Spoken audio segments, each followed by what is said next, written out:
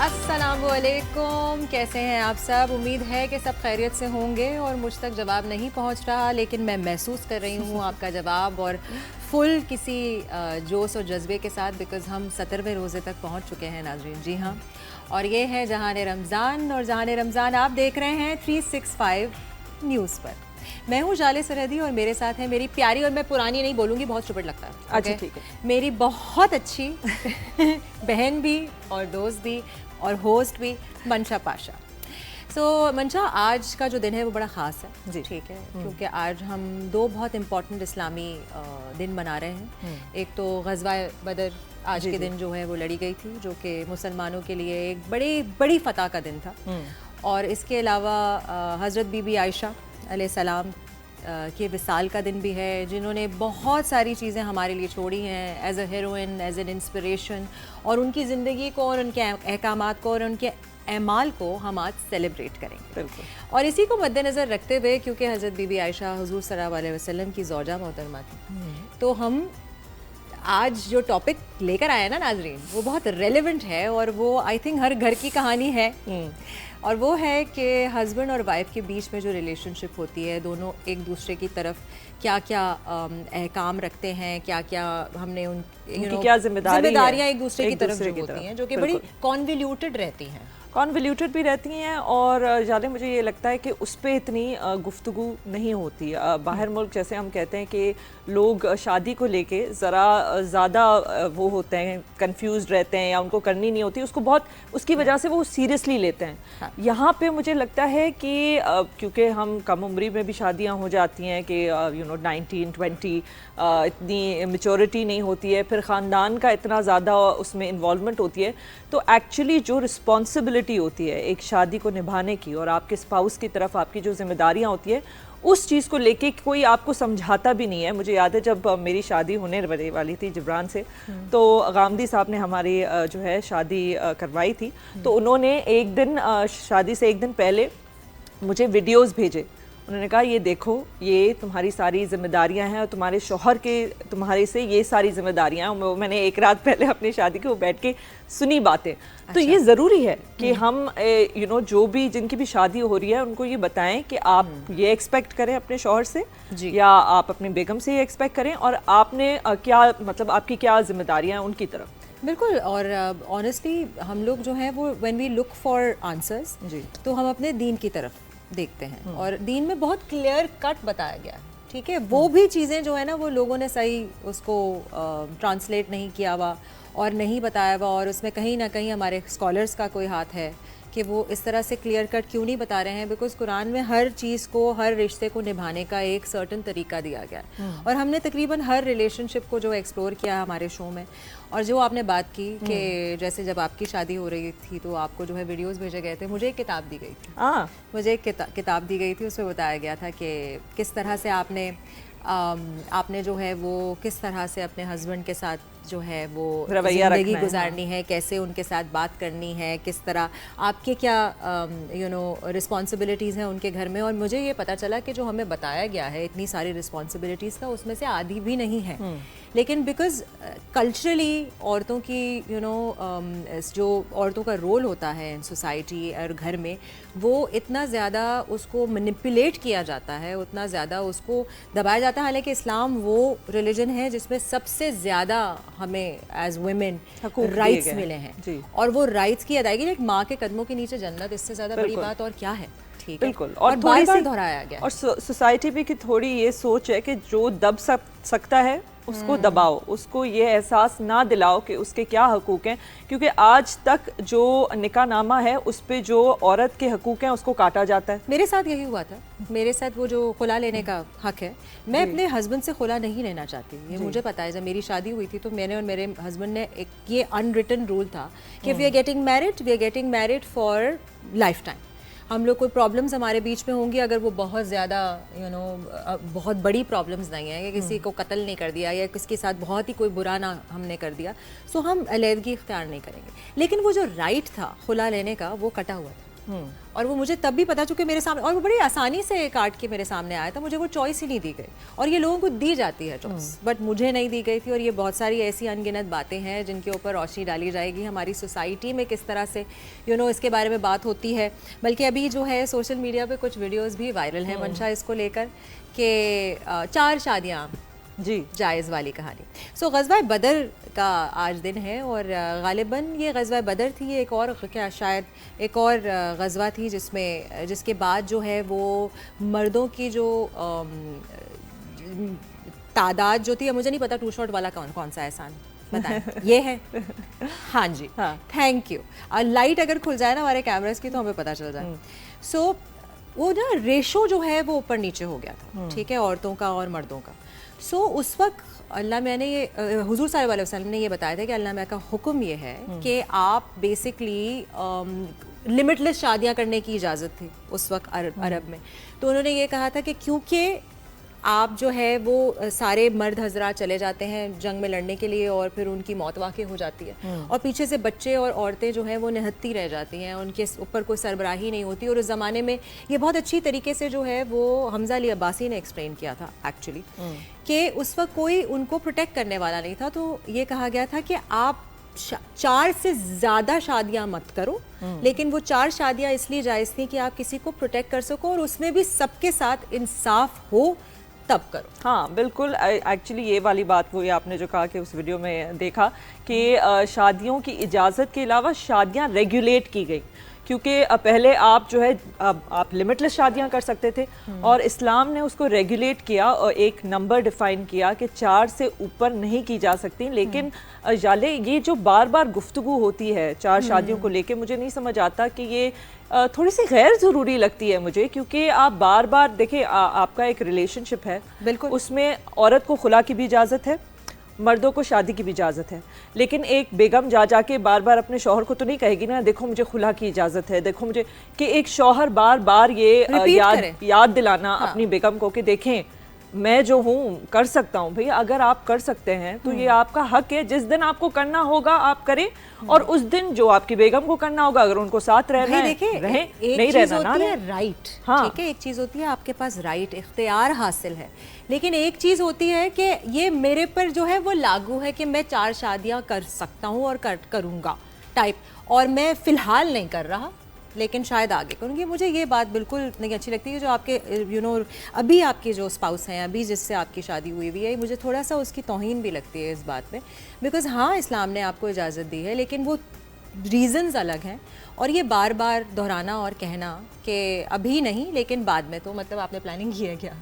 अच्छा, ये I guess ये इनका आपस का मामला है, तो इसके बारे में जो है ऑब्वियसली अब क्योंकि ये एक पब्लिक प्लेटफॉर्म पे बात की गई तो जाहिर सी बात है ख़वातीन होने के नाते ये देखो ये तो एक इंस्टेंस में बता रही हूँ, this is not just this instance. मैंने ये अनगिनत जी ये वाली किस्म बात की है, गुफ्तगू सुनी है, बल्कि मुझे जो है मैं जब भी इस गुफ्तगू का हिस्सा होती हूँ तो मुझे ये हमेशा मर्द हजरात होते हैं जो स्टार्ट करते हैं क्योंकि उनको बहुत शौक है स्टार्ट करने का ये गुफ्तगू, और आई थिंक हम लोग भी पार्ट थे इस गुफ्तगू का एक दफ़ा है। यस वी वर, और आई थिंक रमज़ान का ही महीना था। अच्छा, मेरे घर पे ही हो रही थी ये।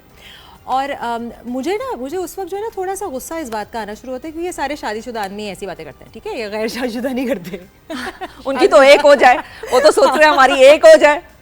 तो उसमें उनको बड़ा बुरा लगता है कि औरतों को बुरा क्यों लग रहा है। भाई मुझे तो इजाज़त है, भाई इजाज़त है, ज़रूरी नहीं है। ये बात में डिफरेंस रखना बहुत इम्पॉर्टेंट है। खैर मैं बिल्कुल भी इस्लामिक स्कॉलर नहीं हूँ, ना ही मंशा, हम लोग कोई बिल्कुल क्लेम नहीं करते, हम वही बातें दोहरा रहे हैं जो हमने सीखी हैं, सुनी हैं। और ये बातें जो हैं हम ऑब्वियसली इसके मुतल्लिक जो है हमारे जो यहाँ पे स्कॉलर आएंगे जिनको ज़्यादा इल्म है, जिन्होंने इसका मुताल्ला किया है, उनसे करेंगे। लेकिन हम generally main and women in society की अगर बात करते हैं तो ये बहुत सारी चीज़ें जो ना इस ज़ुमरे में आ जाती हैं। और मैं यही बात करती हूँ कि देखें ये चीज़ बोलना बड़ा आसान है, लेकिन ये चीज़ अगर ऐसा ही होता ना कि इतना आसान होता तो शायद हर शादीशुदा मर्द ने 4 शादियां ही की होती। ये चीज़ बहुत मुश्किल है क्योंकि एक तो आपने फाइनेंशियल बर्डन उठाना है, जितनी आपकी बेगमें होंगी उतने आपके बच्चे होंगे।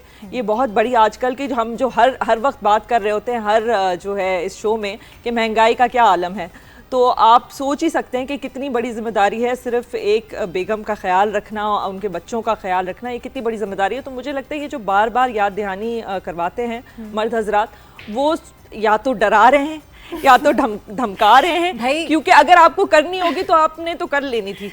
मेरे हस्बैंड का ना मेरे हस्बैंड का ये मानना है, और वो हमेशा ये कहते हैं कि मैं पहले एक तरफ तो जिम्मेदारी अपनी पूरी कर लूं। बिल्कुल, मेरे माँ बाप की जिम्मेदारी मुझ पे है, मेरी औलाद की जिम्मेदारी मुझ पे है, मेरी बीवी की जिम्मेदारी मुझ पे है, मेरी भी जिम्मेदारी उनकी तरफ बेतहाशा है, लेकिन जो वो अपनी जिम्मेदारियों की बात कर रहे हैं वो पूरी कर लें तो फिर वो दूसरी, तीसरी, चौथी के बारे में भी सोचेंगे। बिल्कुल, जैसे कि हमें बताया गया है आपके लिए बेहतर है एक, ठीक है, ये बात आपने सबसे पहले सोचनी है कि आप ही के लिए बेहतर है एक, क्योंकि जितने लोग होंगे, फैमिली मेंबर्स होंगे, जैसे कि मैंने कहा, उतनी जिम्मेदारी होगी, उतने मसले मसाइल भी होते हैं, तो वो at the end of the day फिर मर्द हज़रात नहीं सॉल्व करने। मंशा, और अनदर थिंग इज कि जब आपकी शादी स्पेशली हमारे कल्चर में होती है ना, तो आपकी शादी सिर्फ अगले इंसान से नहीं हो रही होती, पूरे खानदान से होती है। तो इतने सारे लोगों को साथ लेके चलना, इतने सारे लोगों को जो है वो एक ही प्लेटफॉर्म पे लेके चलना, it is going to be very very difficult. और इतने सारे रिश्तों को निभाना, और नाराजगियां और लड़ाइयाँ, उफ, मैं तो इसी से अब थक चुकी हूँ। इसी थकन में मैं लेती हूँ एक छोटी सी ब्रेक। आप लोग कहीं मत जाइएगा, आप देख रहे हैं जहाने रमजान। वापस आए, हमारे पास एक और गेस्ट होंगे। वेलकम बैक नाज़रीन, आप देख रहे हैं जहाने रमज़ान ओनली ऑन 365 न्यूज़। आज का हमारा जो मौजू है वो मियाँ बीवी के जो रिलेशनशिप है उसको लेके है, उसके जो एक दूसरे की तरफ जो आपकी ज़िम्मेदारी है उसके बारे में हम बात करेंगे। और हमारे साथ हमारे जो मेहमान हैं वो अक्सर हमारे साथ होते हैं, साथ ही मेज़बान। जी, साथ ही मेज़बान। ज़ुहैब, कैसे हैं आप? कैसी हैं आप लोग? ठीक ठाक हैं? अल्लाह का शुक्र। वैसे ही हमेशा की तरह बहुत अच्छी लग रही हैं आप। थैंक यू, आप भी अच्छे लग रहे हैं। Thank you. मतलब ये मुझे लगता है कि सिर्फ कॉम्प्लीमेंट्स देना जो है ना, वो हम लोग, आई डोंट नो व्हाई, ये भी एक चीज़ है कि सिर्फ मर्द हजरात औरतों को दें कॉम्प्लीमेंट्स और आदमियों को हम नहीं देते कॉम्प्लीमेंट्स, जो कि बहुत गलत बात है और हम रेक्टिफाई करना चाहते हैं। और मेरे मियाँ ने मुझे बहुत मरतबा बोला वैसे। सो आप भी बहुत अच्छे लग रहे हैं। ये जिप शॉट भी बड़ा अच्छा है। Thank you. अच्छा, गुफ्तगू बड़े आप लोग कुछ जज़बाती से हो गए थे, मैं देख रहा था, जरा स्टेटमेंट्स दे रहे हैं भाई आज तो। हाँ ना, आपको भी होना चाहिए जज्बाती। सिर्फ बीवियों के हवाले से बात नहीं चल रही है, हम शौहरों के हवाले से भी बात चल रही है। शौहर और बीवी के रिश्ते के हवाले से हम बात कर रहे थे कि कुछ चीज़ें जो है वो लोग बहुत गलत तरीके से जो है उसको दिखाकर पेश करते हैं, कि स्पेशली, और उसका लिबादा उड़ा देते हैं दीन का, कि हमारे दीन में ये कहा गया है, तो भाई ये तो कहा गया है, ठीक है, हाँ कहा गया है, लेकिन उसके आगे पीछे तो आप देखिए ना कि अगर 4 शादियां जायज हैं, उसकी शराइत क्या है, तो शराइत क्या है, वो भी तो देखना ही, वो नहीं, क्योंकि मैं आदमी हूँ। So I'm telling you, I'm threatening you. If you're my wife, I'm threatening you. भाई मैं और 3 कर सकता हूँ। So इस बारे में आप क्या कहना चाहते हैं? बिल्कुल सही है। मर्द होने के नाते, मुझसे भी आप कहलवाना चाहते हैं, मर्द और शादीशुदा मर्द होने के नाते नहीं। देखिए, बिल्कुल आप ये सही कह रही हैं कि वो इजाज़त, आप एक तो अंदाज जिस पैरा में बात करें, अंदाज एक तो हर बात कहने का बड़ा मैटर करता है ना, कि किस तरीके से आप बात कह रहे हैं। अब आपको इजाज़त है तो क्या आप, इसका मतलब है कि आप भरी महफिल में, आपकी वाइफ भी बैठी है और आप कह रहे हैं कि देखें मुझे इजाज़त है, अभी वैसे मैं आपके साथ खुश हूँ लेकिन इजाज़त है, तो ये तरीका सही नहीं है जी। ठीक है, ऑफेंड कर रहे हैं ना आप, एम्बेरस कर रहे हैं अपनी वाइफ को, इससे ज़्यादा तो कुछ नहीं है, क्योंकि इजाज़त दी हुई है। और सही आपने कहा, कंडीशंस हैं उसकी, कि किन किन हालात वाक़यात में आपको ये इजाज़त है, कितना आप बराबरी का और वो बैलेंस कायम कर सकते हैं। ये भी कहा गया है इसके साथ साथ कि अगर तुम बैलेंस कायम ना रख सको, ठीक है, दोनों में या तीनों में, तो फिर बेहतर यह है कि एक पे इक्तफा करो। और जो बात है कि औरत को भी खुला की इजाज़त है, लेकिन हम कभी नहीं सोचेंगे कि कोई खातून अपने शौहर को ये कहे, बात लोगों के सामने कहे ये बात कि देखें मुझे खुला की इजाज़त है, लेकिन तो वो वाली बात हो जाती है ना कि देखें, अगर एक चीज़ औरत के मुंह से कहीं भी आपको अच्छी नहीं लगेगी, तो वो मर्द के मुंह से भी कहीं भी अच्छी नहीं लगेगी। वही वाली बात है कि ये छोटी छोटी चीजें होती हैं जिनसे पता चलता है कि आपकी एक दूसरे की तरफ क्या रिस्पेक्ट है। बिल्कुल। अच्छा, ये जो कॉन्वर्सेशन है, ये जो गुफ्तगू होती है 4 शादियों को लेके, वो मेरे नज़रिए से पाकिस्तान में बहुत ज़्यादा है। दूसरे जो ममालिक हैं, मुस्लिम ममालिक, उनमें ये बार बार इतनी दोहराई नहीं जाती है बात। तो जबकि मैं तो कहती हूँ कि हमारा जो मुल्क है, इसमें जो ज़्यादातर लोग हैं वो तबके से बिलोंग करते हैं। नहीं, उसके अलावा ऐसे नहीं है कि बहुत अमीर लोग हैं जो हमारी मिडिल क्लास के हैं, जो कि अपनी जरूरियात ही पूरी नहीं हो रही होती। बिल्कुल ठीक है, यही बात है। तो ये 3 वक्त की रोटी आ जाए, रिस्पांसिबिलिटी, और पर ये गुफ्तगू बार बार यहाँ पे क्यों होती है और हर लेवल पे होती है, क्यों? असल में देखें, यहाँ तो गुफ्तगू ही होती है, लेकिन दूसरे ममालिक में आपने कहा कि वहाँ अमली तौर पर ऐसा हो रहा होता है। वहाँ एक कल्चर बन गया है ना कि वहाँ 2-2, 3-3 शादियाँ, जैसे आप सऊदी अरब में देखें और दीगर ममालिक में इस्लामिक, तो हो जाती है। लेकिन ये जाले ने सही कहा ना कि आपकी शादी करना क्या मतलब आप किसी एंजॉयमेंट के लिए कर रहे हैं शादी, ये किस लिए कर रहे हैं? जब आप किसी एक और खातून को अपने साथ अटैच कर रहे हैं तो उसकी जिम्मेदारी भी आपने उठानी है। बिल्कुल। वैसे ही आप जो है वो 2 वक्त की रोटी के लिए मतलब कितनी सुबह से लेकर रात तक जॉब कर रहे हैं। It's not easy. हाँ, तो बात ये वो हालात वाकयात है। अपने ऊपर मुसीबत ले लेना ये, अपने ऊपर बिल्कुल और ऐसे ही। मजीद जिम्मेदारी। तो मुझसे कभी किसी ने ये पूछा ना शादी के बाद के आप तो क्योंकि हर वक्त हर बात हर मतलब किसी ने अगर आपको तंग करना हो ना तो ये बात निकाल लेते हैं बिल्कुल, हाँ। कि आपके हस्बैंड को तो मतलब नहीं, और मैंने वो- कहा मैं उसको काबिल ही नहीं छोड़ूंगी। फाइनेंशियली उसके ऐसे भाई अगर आप मुझे धमका सकते हैं तो मैं भी अपनी तरीके से धमका लेकिन सकती ये हूँ। बड़ी अच्छी बात आपने की कि रिस्पेक्ट जो होती है ना वो जो दोनों का रिश्ता है। मैं कहता हूँ लोग कहते हैं कि हम दोनों दोस्त हैं। हाँ। जी दोस्ती जी, ठीक है, होनी चाहिए, जी, जी, दोस्ती बहुत अच्छी बात है, लेकिन रिस्पेक्ट खास तौर पे बहुत जरूरी है। बिल्कुल। अगर आपको एक लंबे अरसे के लिए और एक दूसरे के साथ रहना है तो एहतराम का रिश्ता अगर नहीं है ना मियाँ बीवी जी, में, जी, जी। तो फिर वो रिश्ता कोई रिश्ता नहीं है। बिल्कुल। दोस्ती वगैरह ठीक है, एक हद तक होती है। ये हर रिश्ते में ही यही है ना। बिल्कुल मतलब ऐसे ही। ज़ोहेब अगर मैं मंशा की इज्जत नहीं करती, मंशा मेरी नहीं करती, मैं सोबिया की नहीं करती, आपकी नहीं करती, तो हम ये चीज़ चला कैसे सकते हैं? कैसे? हाँ, जब मैं चल सकता अगर है। आपकी तरफ हकारत की नज़र हो, क्योंकि बिल्कुल। जब आप रिस्पेक्ट नहीं करते तो उसका मतलब है कोई चीज़ आपको बुरी लगती है बिल्कुल। उनकी, तो हर वो मामला ही नहीं चल और वो सकता। लगता है कि जैसे एहसान कर रहे हैं आप। Yes. आप हमारी पता नहीं सोच क्या है कि आपने किसी अगर खातून से शादी कर ली है तो आपने जैसे ही पहला एहसान तो यही कर दिया। जी हाँ, कि जैसे आप आपने जता उससे रहे शादी कर ली। जता रहे हैं तो वो मैं जता सड़क पे खड़ी थी ट्रैफिक हाँ, लाइट हाँ, पे, बिल्कुल ऐसे ही। ये अक्सर मुझे घर मर्दों की लिया प्रॉब्लम है ये। थैंक यू कि मैं तुम्हें अपने घर में लेकर आया हूँ, तुम्हारे खर्चे उठा रहा हूँ और ये तो ये यही बहुत समझो। जी। ये एक सोच जो है ना हमारे मर्दों को थोड़ी सी चेंज करनी पड़ेगी। हाँ। दोनों यार, खातून और मर्द, जाहिर है अल्लाह ने यार तख्लीक किए हैं, आप जिनको फॉलो करते हैं जी उनकी जिंदगी से थोड़ा सा सबक सीख लें आप। वही बिल्कुल। जितनी रिस्पेक्ट थी इस्लाम में, ये कहती हूँ ना, इस्लाम में ख़वातीन को चाहे वो बीवी हो, चाहे वो माँ हो, चाहे वो बहन हो, चाहे वो बेटी हो, बिल्कुल। इतनी रिस्पेक्ट दी गई है। बिल्कुल। और इस बात का जिक्र क्यों नहीं बार बार और होता? जो बिल्कुल ऐसे। और इसके अलावा अगर देखें आप, अगर भरी महफिल में इस किस्म की बातें कहेंगे तो लोग तो फिर ये सोचेंगे कि अच्छा बंद कमरे में ये लोग अच्छा, फिर शौहर कुछ क्या कहता देर से- होगा। हाँ, कोई प्रॉब्लम है। ये आप वाली इसमें बात है ना कि प्रॉब्लम। आप लोगों को इनवाइट कर रहे हैं कि वो इस किस्म की गुफ्तगू करें कि अगर आप भरी महफिल में ऐसी बातें कर सकते हैं तो शायद आप अपने घर में क्या बातें करें। और यही वाली बात है कि आप वो बार बार रीइंफोर्स कर रहे हैं ये वाली बात कि जो शौहर हैं वो इस किस्म की गुफ्तगू करके अपनी बेगम को कमतर दिखाते हैं। कमतर दिखा रहा हूँ। फिर ये देखें, लोग कहते हैं ना कि यार इसके ये सही चल नहीं रहा, शायद ये खातून इससे खुश नहीं है, जी। या फिर ये मर्द इस खातून से खुश नहीं है। लोग फिर बात करते हैं ना इस तरह। जी, तो ये जी, खुद तो ही आप मौका देते हैं उन लोगों को। हाँ, देखिए कोई चीज़ आपका हक है वो बार बार आपको दोहराने की जरूरत भी नहीं है ना। अगर आपका कोई हक होता है तो आप क्या बार बार लोगों को याद दिलाते हो कि ये मेरा हक है, ये मेरा ये नहीं होता, ऐसा नहीं होता। अच्छा चले हम ये 4 शादियों से निकल के हाँ, चले जाते हैं, बस बहुत हो गया। मैं अब वैसे ही हाँ, थक ठीक है, चुकी हूँ। आगे हर बढ़ो, हर आगे रमजान में इसके ऊपर जो है गुफ्तगू गुफ्तगू हुई होती है। है, चाहे वो घर में हो चाहे वो कैमरे के सामने हो।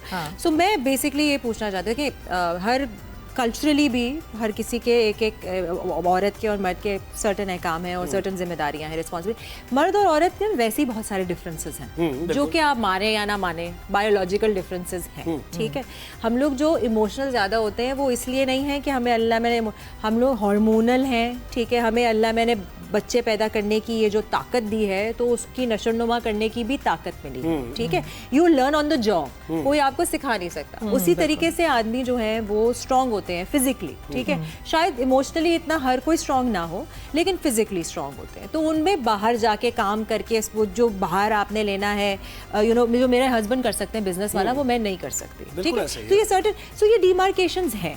ठीक है, ऐसे ही। इससे इसका मुझे जो बात अजीब सी लगती है जब फेमिनिज्म की बात जब फॉर इंस्टेंस आती है, उसमें कहते हैं नहीं भाई औरत को बाहर जाके काम कर, नहीं, उसमें चॉइस की बात है। बिल्कुल ऐसे। आपको चॉइस की बात है, choice जरूरत दिया की भी गया। बात है। यस, जरूरत अब की ये बात जरूरत की बात जो है ना, ये मैं चाह रही थी कि आप बिल्कुल कहें। देखिए, जरूरत की बात है। और बराबरी को बिल्कुल सही आपने डिफाइन किया कि देखिए बराबरी ऐसे नहीं है। बराबरी यानी कुछ औरत में वीकनेसेस है, या वीकनेस ना कहें, उसके बॉडी कॉन्स्टिट्यूशन डिफरेंट है, बिल्कुल। उसके अंदर कुछ अलग क्वालिटीज हैं, मर्द के अंदर अलग क्वालिटीज हैं। तो फिर बराबरी का कॉन्सेप्ट वैसे नहीं है जो लोगों के जहनों में है जी। कि औरत मर्द बराबर है।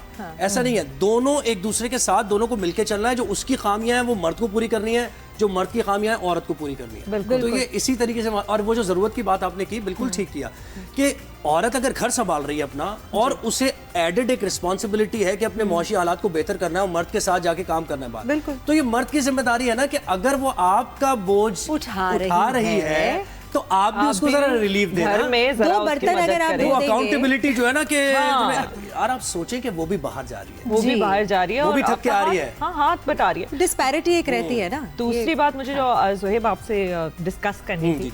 वो ये थी कि बहुत दफ़ा ख़वातीन जो है ना वो ये बात करती हैं कि जैसे कोई चीज़ होती है, अगर आप बोले तो कहती है मेरे मियाँ की इजाज़त से, जबकि मुझे बेहतर लगता है कि जो बेहतर अल्फाज हैं इस्तेमाल करने के वो है, जो बेहतर लफ्ज़ है वो है रजामंदी से।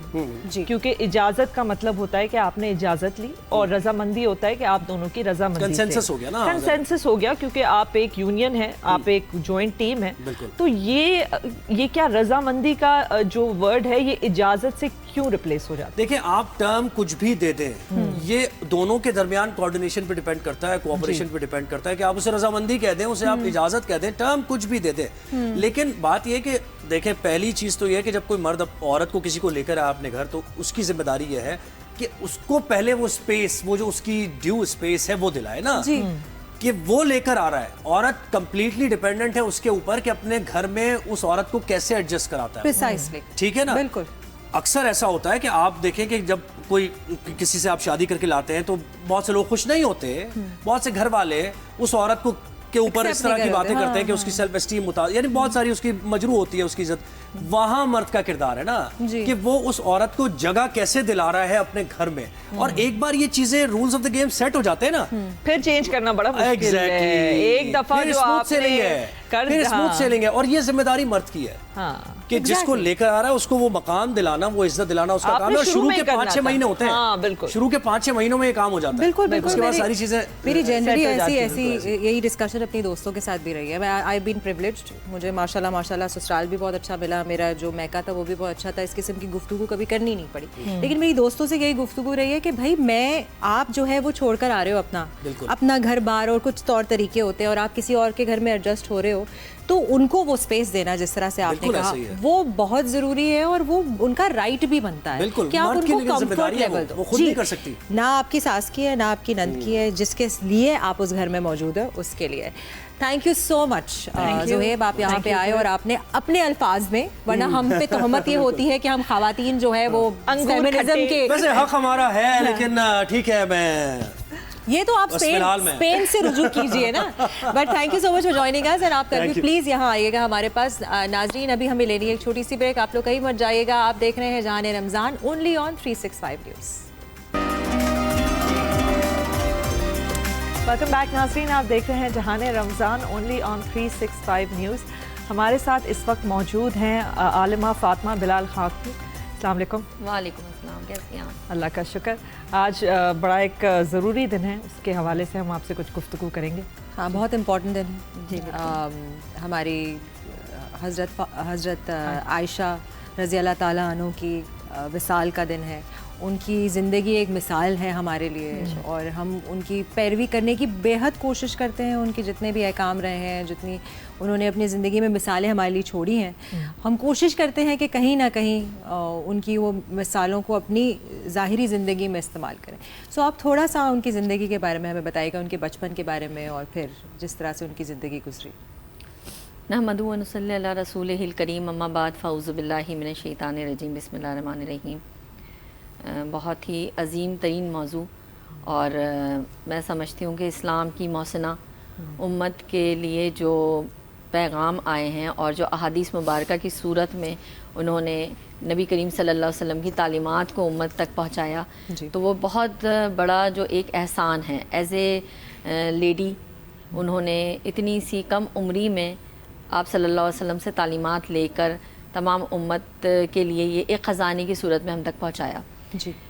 उम्मुल मोमिनीन हज़रत आयशा सिद्दीक़ा रज़ी अल्लाह ताला अन्हा जो हैं वो हुज़ूर पुरनूर सल्लल्लाहु अलैहि वसल्लम की महबूब तरीन बीवी, जिनको कहते हैं कि जो एज़ाद उनको मिले हैं वो किसी भी बीवी को नहीं मिले। सबसे मैं वो जो मुख्तसरन बयान करूँगी कि जो ख़ुद अपने बारे में बताती हैं कि मैं वो हुज़ूर पुरनूर सल्लल्लाहु अलैहि वसल्लम की बीवी हूँ कि जो कंवारी थी, जो जब उनके निकाह में आई तो वो कंवारी थी, फिर दूसरे बात कि आप सल्लल्लाहु अलैहि वसल्लम जो कि रहमतुल्लिल आलमीन हैं, तमाम आलमीन के लिए, वो उनके लिए राहत का सामान थी। आप सल्लल्लाहु अलैहि वसल्लम उनके पास जाकर, उनके पास बैठकर बहुत खुशी महसूस करते थे और वो ज़्यादातर वक्त जो है आप सिद्दीक़ा के साथ गुजारना पसंद करते थे।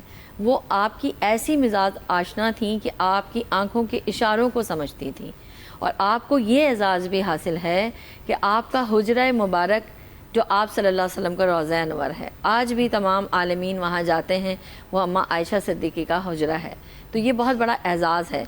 और फिर देखते हैं कि कुरान पाक ने किस तरीके से आपके एज़ाज़ात में इजाफ़ा किया है कि एक वक्त ऐसा आता है कि मुखालफिन की जो जमात है, आप सल्लल्लाहु अलैहि वसल्लम की जो तैयबा ताहिरा जो बीवी हैं उन पे इल्ज़ामात लगाती हैं, तोहमत लगाती हैं, और वो ऐसा वक्त है जब आप सल्लल्लाहु अलैहि वसल्लम रंजीदा हैं। तो कहते हैं कि जब किसी पे कोई तोहमत लगती है, हज़रत यूसुफ़ अलैहिस्सलाम पे तोहमत लगी तो एक बच्चे ने गवाही दी, हज़रत बीबी मरियम अलैहिस्सलाम पर तोहमत लगी तो उनके बेटे हज़रत ईसा अलैहिस्सलाम ने गवाही दी, और जब अम्मा आयशा सिद्दीक़ा पे गवाही जो तोहमत रखती है तो अल्लाह रब्बुल इज़्ज़त जो है सूरह नूर में 10 आयात मुबारक जो है उनकी बरात के लिए उतारता है, उनकी पाक दमनी की गवाही देता है। ये बहुत बड़ा एजाज़ है जो आप सल्लल्लाहु अलैहि वसल्लम की किसी भी ज़ौजा को ये नहीं मिला है। और मैं समझती हूँ कि ता क़यामत तक वो आयात जो हैं वो तिलावत करते रहेंगे, क्योंकि कुरान पाक की जो आयत मुबारका है उनको तिलावत करने का जो अजर व सवाब है, क्योंकि ये नज़ूल कुरान का महीना है बेशक, और ये रहमतों और बरकतों वाला महीना है, और रहमतों बरकतों वाले जो हमारे नबी हैं उनके लिए वो रहमत का सामान है। आलमा, मैं आपसे पूछना चाहूँगी कि हज़रत आयशा की ज़िंदगी से ख़वातीन क्या इंस्पिरेशन ले सकती हैं उनके किरदार खास करके आजकल की जो ख़वातीन और आजकल की ज़िंदगी में? देखें, सबसे पहले हम अगर उनको उम्मतुल मोमिनीन जो हैं अम्मा आयशा सिद्दीक़ा रज़ियल्लाहु तआला अन्हा जो हैं, उनको अगर एज ए आप बेटी देखें जी तो वो बेहतरीन बेटी हैं। उनके वो बहुत ज़हीन हैं, वो ऐसी ज़हीन हैं, और उनकी कम उम्री में जब निकाह में वो आती हैं और रसूल पाक सल्लल्लाहु अलैहि वसल्लम के लिए तो बेहतरीन बीवी की मिसाल है। ये नहीं कि अगर वो कम उम्री में हैं तो अपने फ़राइज़ जो है वो सही तौर पे सरअंजाम नहीं देखते। तारीख़ की कुतुब में अगर हम देखते हैं और अहादीस मुबारका की रोशनी में, तो आप सल्लल्लाहु अलैहि वसल्लम की वो ऐसी मिजाज आशना है कि जब वक्त विसाल है तो उनके जो भाई हैं वो मिसवाक लेकर आते हैं। आप सल्लल्लाहु अलैहि वसल्लम जनाजा की कैफियत में हैं और वो आंखों के इशारे से मिसवाक की तरफ देखते हैं, क्योंकि आप सल्लल्लाहु अलैहि वसल्लम का मामूल है कि वो मिसवाक किया करते हैं। आंखों के इशारे को वो समझ के वो इशारा करते हैं कि वो मिसवाक लो और मुझे अपने जो मुंह से जो है वो उसको चबा कर दो, और इसी तरीके से वो इशारे को समझती हैं और वो अपने मुंह से लुआब में उसको चबाती हैं और आप सल्लल्लाहु अलैहि वसल्लम के मुंह में डालती हैं। ये भी एजाज़ उनको मिला है कि आप सल्लल्लाहु अलैहि वसल्लम का लुआब जो है रसूल पाक सल्लल्लाहु अलैहि वसल्लम का लुआब, और उनका लुआब आखिरी वक्त में भी मिल जाता है। ये एजाज़ है कि उनके सीने मुबारक पे उनकी बेशक जो बेशक, है और ये बहुत ही खूबसूरत बात आपने बताई है। नाज़रीन, एक और बहुत बड़ा दिन है, आज का एक वाक़या है जिसके निस्बत से हम आपको एक पैकेज भी दिखाएंगे, लेकिन अभी वक्त हुआ चाहता है एक छोटी सी ब्रेक का। आप देख रहे हैं जहान रमज़ान, जल्दी से आइएगा। वेलकम बैक नाज़रीन, आप देख रहे हैं जहान रमज़ान ओनली ऑन 365 न्यूज़। आज का दिन बड़ा अहम है और इसके हवाले से हमारी टीम ने ग़ज़वा बदर के बारे में एक पैकेज बनाया है, तो आज जाके देखते हैं कि क्या हुआ था। फ़िज़ाए बद्र को एक आप बीती याद है अब तक, ये वादी नाराए तौहीद से आबाद है अब तक। माह रमज़ान की 17 तारीख सन 2 हिजरी तारीख़ इस्लाम का वो अज़ीमुश्शान दिन जब इस्लाम और कुफ्र के दरमियान पहली फैसला कुन जंग लड़ी गई और मुट्ठी भर मुसलमानों को कुफ़ार के लश्कर पर फतह अजीम नसीब हुई। ग़ज़वा बद्र को दीगर ग़ज़वात पर कई एतबार से फ़ौक़ियत हासिल है। खुद हुज़ूर अकरम सल्लल्लाहु अलैहि वसल्लम ने ग़ज़वा बद्र को एक फैसला कुन मार्का करार दिया और कुरान मजीद ने इसे यौमुल फुरक़ान से ताबीर करके इसकी अहमियत पर मुहर ज़ब्त कर दी। अल्लाह की खास फतह और नुसरत से 313 मुसलमानों ने अपने से 3 गुना बड़े लश्कर को इसकी तमाम तर मादी और मानवी ताकत के बावजूद मात दी। जंग बदर में 70 जंगजू वासिले जहन्नुम हुए और 14 सहाबा कराम ने शहादत पाई। ग़ज़वा बदर को 1400 साल बीत चुके, लेकिन इसकी याद आज भी मुसलमानों के ईमान को ताज़ा कर देती है। सदियों बाद आज भी मकाम बदर कुफार मक्का की शिकस्त फाश और मुसलमानों की फतह कामरानी की गवाही देता महसूस होता है। थैंक यू सरवत, इनकी आवाज़ थी, आपने ये पैकेज में इनकी आवाज़ सुनी और इन्होंने बड़ी खूबसूरती से ग़ज़वा बदर के बारे में, उस वाक़ये के बारे में बताया जो हमारे लिए काबिल फ़ख्र है एज़ द मुस्लिम उम्मत। सो इस ग़ज़वा में हमारी पहली फ़तह हुई थी और बहुत अमेजिंग फ़तह हुई थी, बिकॉज़ हम बिल्कुल ही थोड़े से थे और दूसरी तरफ बहुत सारे लोग थे, लाइक एज इन 3 गुना ज़्यादा थे, और उसमें फिर भी हमें फ़तह मिली थी और बहुत सारे मिरेकल्स भी हुए थे। सो इस ग़ज़वा के बारे में और किस तरह से हमारी जीत हुई उसके बारे में कुछ बताइएगा। बिस्मिल्लाहिर्रहमानिर्रहीम। बहुत ही अच्छे अंदाज में अपना सवाल किया है और मैं इसी तरीके से जवाब देना चाहूँगी ताकि हमारे जो व्यूवर्स हैं वो समझें कि ये क्या चीज़ है कि अल्लाह सुब्हानहू व तआला ने जो हक़ और बातिल में इम्तियाज़ किया, ये वो फ़तह है कि जो हमें तमाम आलम इस्लाम को और तमाम दुनिया पे ये चीज़ वाज़े कर देती है कि अगर जीतना है आपको तो उसके लिए सामान असबाब की ज़रूरत नहीं है, आपके पास जज्बा ईमानी होने चाहिए, आपके अंदर वो एक ऐसी विल पावर होनी चाहिए, वो एक रूहानी ताकत, वो एक जोश जज्बा होना चाहिए जो आपको कामयाबी से सरफराज कर सकता है। और जब तक अल्लाह की मदद किसी भी मुहिम में हाल शामिल नहीं होती, जब तक आप कोई भी मुहिम सर नहीं कर सकते। ये वो चीज़ बताती है। बिल्कुल देखिए, ये जंग का मैदान है और हम देखते हैं कि इस वक्त जो है कि सहाबा किराम की तादाद जो है वो बहुत कम है। आप सल्लल्लाहु अलैहि वसल्लम की मोहब्बत और उनकी गुरिया वजारी और अल्लाह पे तवक्कुल जो वो दुआ करते हैं अल्लाह सुब्हानहू व तआला से, या अल्लाह मेरी मदद कर कि मैं देखता हूँ कि बेसरो सामानी की कैफियत है और कफ़ार के पास 1000 का लश्कर है, तो यहाँ 313 सहाबा किराम है। वो 313 सहाबा किराम को तो क़ुव्वत ईमानी अता फरमा, क़ुव्वत ईमानी की दुआ करते हुए अल्लाह सुब्हानहू व तआला उनको बशारत देता है। और बशारत देते हुए कुरान में इसका जिक्र फरमाता है, सूरह अनफाल में, सूरह इमरान में बताता है कि ये वो फ़तह है कि हमने तुम पे एहसान किया है कि जब तुम बेसरो सामान थे, जब तुम्हें हमने मदद की थी। अल्लाह सुब्हानहू व तआला ने अपनी मदद की और कहते हैं कि 5000 फरिश्ते भेजे।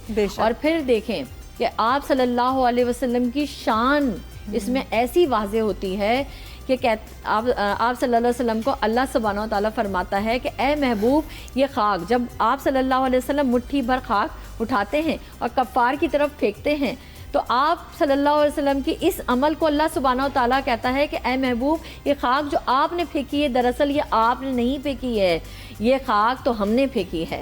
यानी जो अमल महबूब का है वो मेरे रब का है।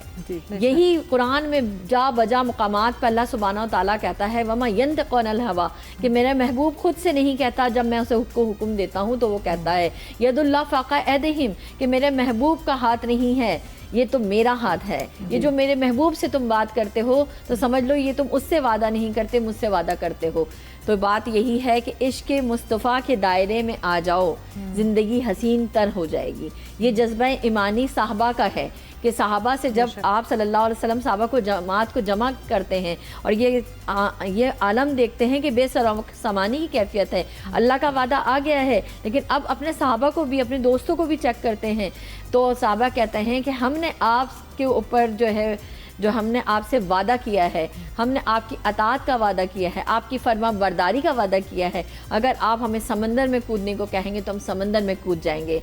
और फिर एक सहाबी हज़रत मिक़दाद फरमाते हैं कि अगर आप हमें उनकी तरह ना पाएंगे, हज़रत मूसा अलैहिस्सलाम की कौम की तरह के जो अपने रहबर को कहते थे और कहते थे कि आप जो हैं जाओ, तुम्हारा खुदा लड़ेगा और तुम लड़ोगे, नहीं, हम आपके साथ कदम ब कदम शाना ब शाना साथ रहेंगे। और इसी तरह से हुआ कि सहाबा किराम ने इसी तरह से मदद की। और उस जंग में अगर हम देखते हैं, उस वक्त हम देखते हैं कि अबू जहल को जो शिकस्त होती है और जो उसको मारा जाता है, तो किसने, एक छोटे बच्चों ने, माज और मऊज ने, वो छोटे बच्चे जो है वो निशाना बनाते हैं और उसको जो है वो घोड़े से गिरा देते हैं और इसी तरीके से जो है वो उसको ठंडा कर देते हैं। और फिर जो है हज़रत अब्दुल्ला बिन मसूद जो है वो आते हैं, उनका सर कलम कर देते हैं। ये देखिए कि जज्बा ईमानी बच्चों का और इस तरीके से इस बेसरो सामानी की कैफियत में जो अल्लाह की फ़तह है, जो इतने मेरिकल्स होते हैं, ये क्या है ये अल्लाह सुब्हानहू तआला की शान है।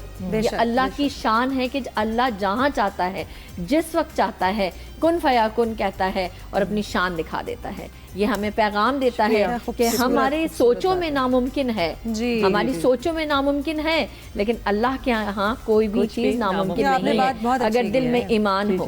जी जी बिल्कुल। और ये कुन फयाकुन वाली जो बात है ना, ये कुन फयाकुन की ही देर है। और मैं अपने फ़लस्तीनी भाई बहनों के लिए भी ये इसी हिसाब से दुआ गो हूँ कि आज दोबारा से उन पे जो है वो अटैक शुरू हुए हैं कि बस कुन फयाकुन, उनकी मुश्किलात, उनकी तकलीफ़ें बस दूर हों। और इसी के साथ क्योंकि ये रमज़ान का महीना है और इफ्तारियों का जो है वो जो ज़ोर हम पे है, बिल्कुल ज़ोर हम पे है और हम बड़े बेसब्र हैं कि हम जाने के आज सोबिया जानू ने किचन में क्या बनाया। तो सोबिया ज़रा बताओ आज क्या बनाया।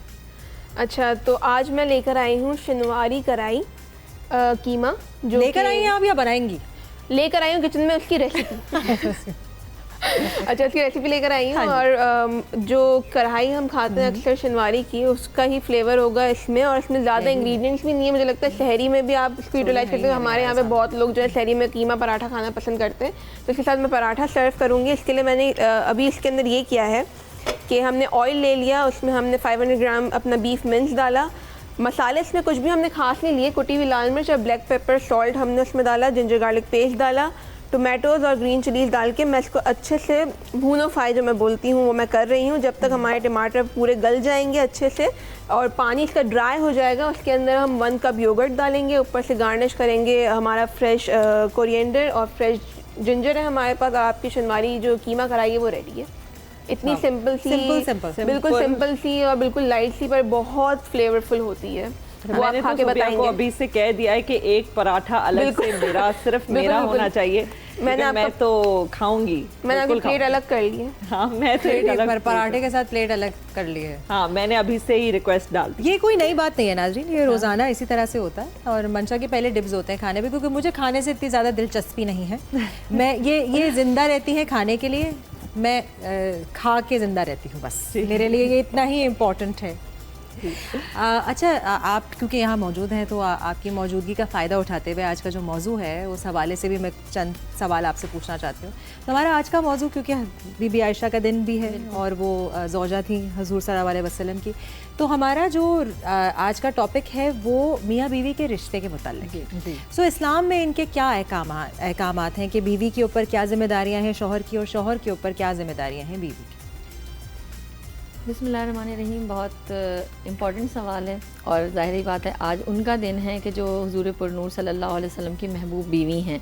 तो हमारे लिए एक ऐसी रोल मॉडल हैं कि उन्होंने मोहब्बत की एक आला मिसाल कायम की है। कि मैं समझती हूँ कि मियाँ बीवी के रिश्ते में मोहब्बत बिल्कुल होनी चाहिए, लेकिन जब तक इज़्ज़त और एहतराम ना हो किसी भी रिश्ते में तो वो रिश्ता ज़्यादा नहीं चल सकता।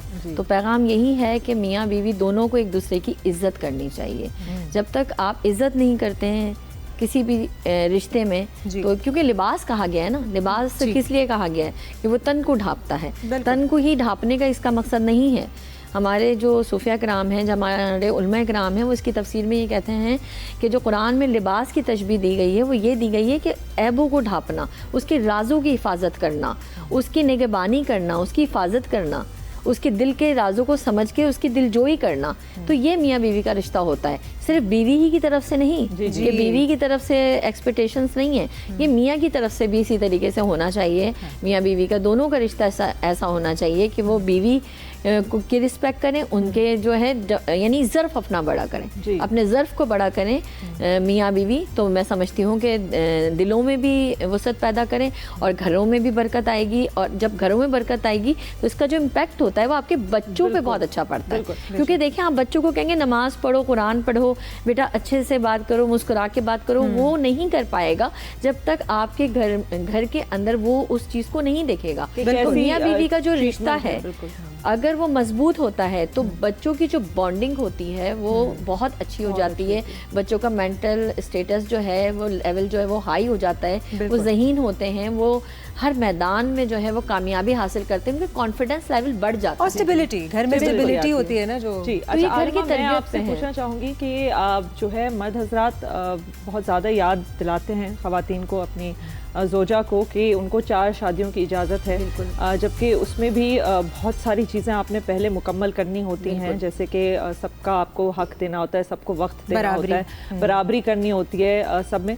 तो इसके हवाले से ज़रा हमें कुछ बताएं कि क्या क्या चीज़ें आपने पहले मुकम्मल करनी है ऐसा कोई कदम लेने से पहले। अच्छा, इसके देखिए 2 पहलू हैं, एक इसका मस्बत पहलू भी है और इसका एक मनफी पहलू भी है। बिल्कुल। देखें, आप सल्लल्लाहु अलैहि वसल्लम की तालीमात की रोशनी में अगर हम देखते हैं कि जो कुरान ने पाक में जो अल्लाह सुब्हानहू तआला ने हमें उनको हुक्म दिया है कि भाई 2-2 4-4 करो, तो उसका मकसद वो लोग ये ले लेते हैं कि भाई 4 शादियाँ करनी है, 2-2 करनी है। ऐसा नहीं है। देखें, जब हुक्म है तो उस सूरत में हुक्म है कि आप किसी बेवा को, तलाक याफ्ता को, कोई मुस्तहिक है जो ऐसा बंदा है जो कि समझते हैं कि दुनिया की थपेड़े खा के वो बेसर सामानी की कैफियत में है, ठीक है, फिर तो आप उसकी तरफ कदम बढ़ाएं और उसको प्रोटेक्ट करें, तो फिर तो अल्लाह सुब्हानहू तआला के अजर व सवाब है। लेकिन फ़ी ज़माना हम देखा जाता है कि जहाँ ये सेकंड मैरिज की जाती है, क्योंकि हम माशरती तौर पे जिस माशरे में रहते हैं तो हमने उसको भी मद्देनज़र रखना होता है, तो ये इस है तो जायज़ अमल, लेकिन इस माशरे में इसको इतना ज़्यादा जो है वो प्रिफेयर नहीं किया जाता है, इसको इतनी इंपॉर्टेंस नहीं दी जाती और इसको एक्सेप्ट नहीं किया जाता है।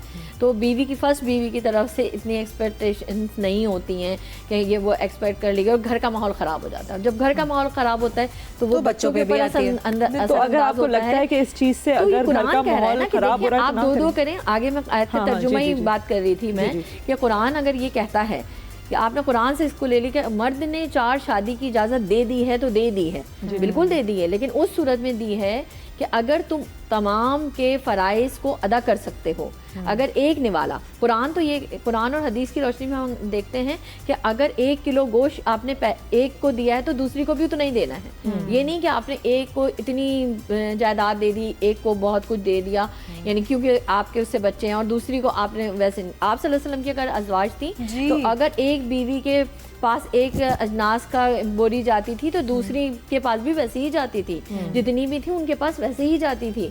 तो मर्द को ये हुक्म ज़रूर दिया गया है कि अगर तुम इंसाफ कर सको तो फिर तुम्हारे नहीं तो तुम्हारे लिए एक ही भली। अच्छा, मैंने ये भी तो कहा है ना, कुरान की इस आयत का जो तर्जुमा है अगर उसको आप पूरा पढ़ें तो उसमें एक पार्ट तो ले ली गया कि भाई 4 हैं, उसके बाद ये भी तो कहा गया कि इंसाफ कर सको, फिर ये भी तो कहा गया है कि अगर इंसाफ नहीं कर सकते हो तो तुम्हारे लिए एक ही भली है।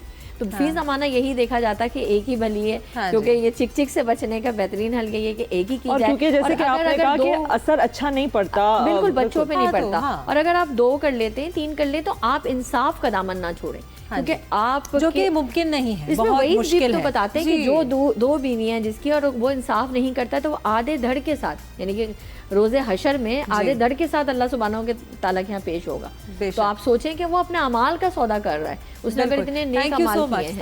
थैंक यू, आपने बहुत खूबसूरती से एक्सप्लेन किया और आपका बहुत शुक्रिया हमारे प्रोग्राम में आई। नाज़रीन, इसी तरीके से हमारा प्रोग्राम जारी और सारी रहेगा, आप लोग कहीं मत जाएगा। वक्त हुआ एक ब्रेक का, ब्रेक से वापस आएंगे। आप देख रहे हैं जहाने रमज़ान। वेलकम बैक नाज़रीन, आप देख रहे हैं जहाने रमज़ान ओनली ऑन 365 न्यूज़। मैं हूं मंशा पाशा, मेरे साथ है जाले सरिदी, जैसे हम आपको बता चुके। और अभी जो हमारी मेहमान हैं हमारे स्टूडियो में, उनका लास्ट नेम और मेरे शौहर का लास्ट नेम एक ही है, so I like you already. Amreen Nasir, thank you so much for being on our show. And हम जैसे कि जाले कहती है, मैं हमेशा कहती हूँ, हम सब की तरफ से आपको रमज़ान मुबारक। Same to you. घर के छोटे होते हैं ना जिनको माँ बाप पेश करते हैं, जाओ जाके आंटी को सलाम करके आओ, बिल्कुल मंशा ये करती है, मैं यही रोल अदा करती हूँ। हाँ, अच्छा, तो हमारा अमरीन के बारे में आपको मैं बताती चलूँ। Amreen is a marriage counsellor, which is a very fascinating thing for me, because I feel like हमारी जो ईस्टर्न वर्ल्ड है उसमें बहुत कम सुनने में आता है। या आप वेस्ट में अगर आप मूवीज़ देखते हैं और अगर आप वहाँ की कोई ना कोई शो भी देख रहे होते हैं तो वहाँ मैरिज काउंसलिंग बहुत आम है, but for us it's very very new. And welcome to our show. Thank you. आज जिस शो में आप आई हैं तो वो बड़ा रेलिवेंट है जो टॉपिक, क्योंकि it is about the relationship of husband and wife, so it's to do with marriage. सबसे पहले तो Amreen, how much of your profession is accepted in society and is this a gender thing कि ख़वातीन फिर भी okay होती हैं आदमी नहीं, क्योंकि मेरा मुताला ये रहा, और is it not? So a beautiful topic that you got in today. The thing is that पहले जब मैंने शुरू की पढ़ाई तो मुझे यूँ लगा कि जैसे कि मेरे पास तो कोई नहीं आएगा, और ज़्यादातर लोग इस चीज़ को अभी इतना इन्हांस नहीं हुआ कि ये बहुत ज़्यादा कोई नई चीज़ है, and people really want to look after their mental health. But as I was going and I start my studies and started seeing clients, you'll be amazed that I have more of male members now. I mean, that is like, I'm so That's an achievement. That's an achievement, That's of an course. achievement. क्योंकि मुझे ये लगता था कि आदमी तो कभी नहीं अपने आप को गलत कहेगा, और वो कहेगा कि मुझे जाना भी नहीं है, और औरतें बेचारी आती रहती हैं, वो करती रहती हैं अपने आप को ठीक. But I was surprised myself कि काफ़ी से ज़्यादा मर्द हजरात, और उन्होंने मुझे खुद अप्रोच किया, not through their female members और देयर वाइफ्स और देयर सिस्टर्स और their friends, but they got my number through word of mouth, and they talk to me themselves. But that means that identifying a problem in your marriage is something that men are doing and they want to fix it. Which is another And brilliant बाज़ thing. औक़ात the problem is not even in the marriage. बहुत दफ़ा देखें as married women, and I speak for myself, जब मैं कहती हूँ कि जब मेरी कोई वर्क की फ्रस्ट्रेशन होती है या मेरी कोई अपनी ही ज़ाती फैमिली में कोई मसले मसाइल चल रहे होते हैं, तो अब मेरे जो शौहर है, he does have to bear the brunt of it at least to a certain degree. फिर मैं उनको जाके कह देती हूँ कि हाँ शायद मैं कहीं और का गुस्सा शायद आप पे निकाल रही हूँ, हाँ थोड़ा मिसप्लेस्ड है, तो वो चीज़ समझना कि आपके शायद कोई और मसले मसाइल हैं और आपकी शादी में कोई वो मसला नहीं है, इसी के लिए आप जैसे लोग आते हैं, हमें समझाते हैं ये वाली बात. So how many of the men who come to you come to understand के my marriage is not the problem, लेकिन शायद और चीज़ें हैं मेरी ज़िंदगी में जिसकी वजह से मेरी मैरिज अफेक्ट हो रही है. सो बेसिकली ये होता है कि जिस तरह आपने बहुत अच्छी बात की कि डिस्प्लेसमेंट, हम ये होता है कि कहीं और का गुस्सा कहीं और निकाल रहे होते हैं. जी. So most of the time ये हो रहा होता है कि उनको घरों में अब ये एहसास होना शुरू किया है, क्योंकि औरतें भी बड़ी स्मार्ट हैं. सो उन लोगों ने अपने आप को अब ये देखना शुरू किया है कि अगर हम सही तरीके से अगर अपनी बीवी से बात नहीं करेंगे और अगर घर में ही जाके अपने काम की डिस्प्लेसमेंट अपनी बीवी के सामने गुजारेंगे, she is not going to take our nonsense because she herself is well aware of what she has been doing in the whole day or whatever she is doing. तो अब वो भी ये चाहते हैं कि अगर तो उन्होंने अपनी शादी चलानी है तो हेल्दी कम्युनिकेशन बड़ी इंपॉर्टेंट है उनके लिए, ताकि वो अपनी अपनी बीवियों से हेल्दी कम्युनिकेशन करें, कॉन्फ्लिक्ट्स को डिसॉल्व करें, कंपेनियनशिप एक लें. ट्रस्ट इश्यूज, इतने प्रॉब्लम जो आजकल सबसे ज़्यादा ट्रस्ट शुरू हुआ है, because it's like common factor these days. So हर चीज़ को सही करने के लिए वो अपने आप को फिर थेरेपी सेशन में देखना चाहते हैं, कोचिंग सेशन में देखना चाहते हैं. अच्छा, सो आपके को सेशंस भी होते हैं, like the husband and wife are present together, और सेपरेट भी होते हैं? साले मेरा ये कंस्ट्रक्शन होता है कि पहले मैं इंडिविजुअली बुलाती हूँ, बिकॉज अगर एक साथ बुला लूंगी तो वो कॉन्फ्लिक्ट ऑलरेडी क्लियर होगा और वो जरा गार्डेड भी होंगे. सो पहले अकेला दोनों को बुला के और फिर दोनों को साथ बिठा के and then I take this. So मुझे बताइएगा कि मोस्टली इश्यूज जो आपके पास आते हैं वो बेशतर क्या होते हैं? आजकल it's like cheating, infidelity. Okay. There's a lot of going on, and it's something that has come over years now. That Aahista Aahista पहले तो ये undercover था, अब ये open होता शुरू हो गया. और वो मर्द की तरफ से है या औरत की है? मतलब is the husband or the wife? I would say that husbands are more prone to it than women.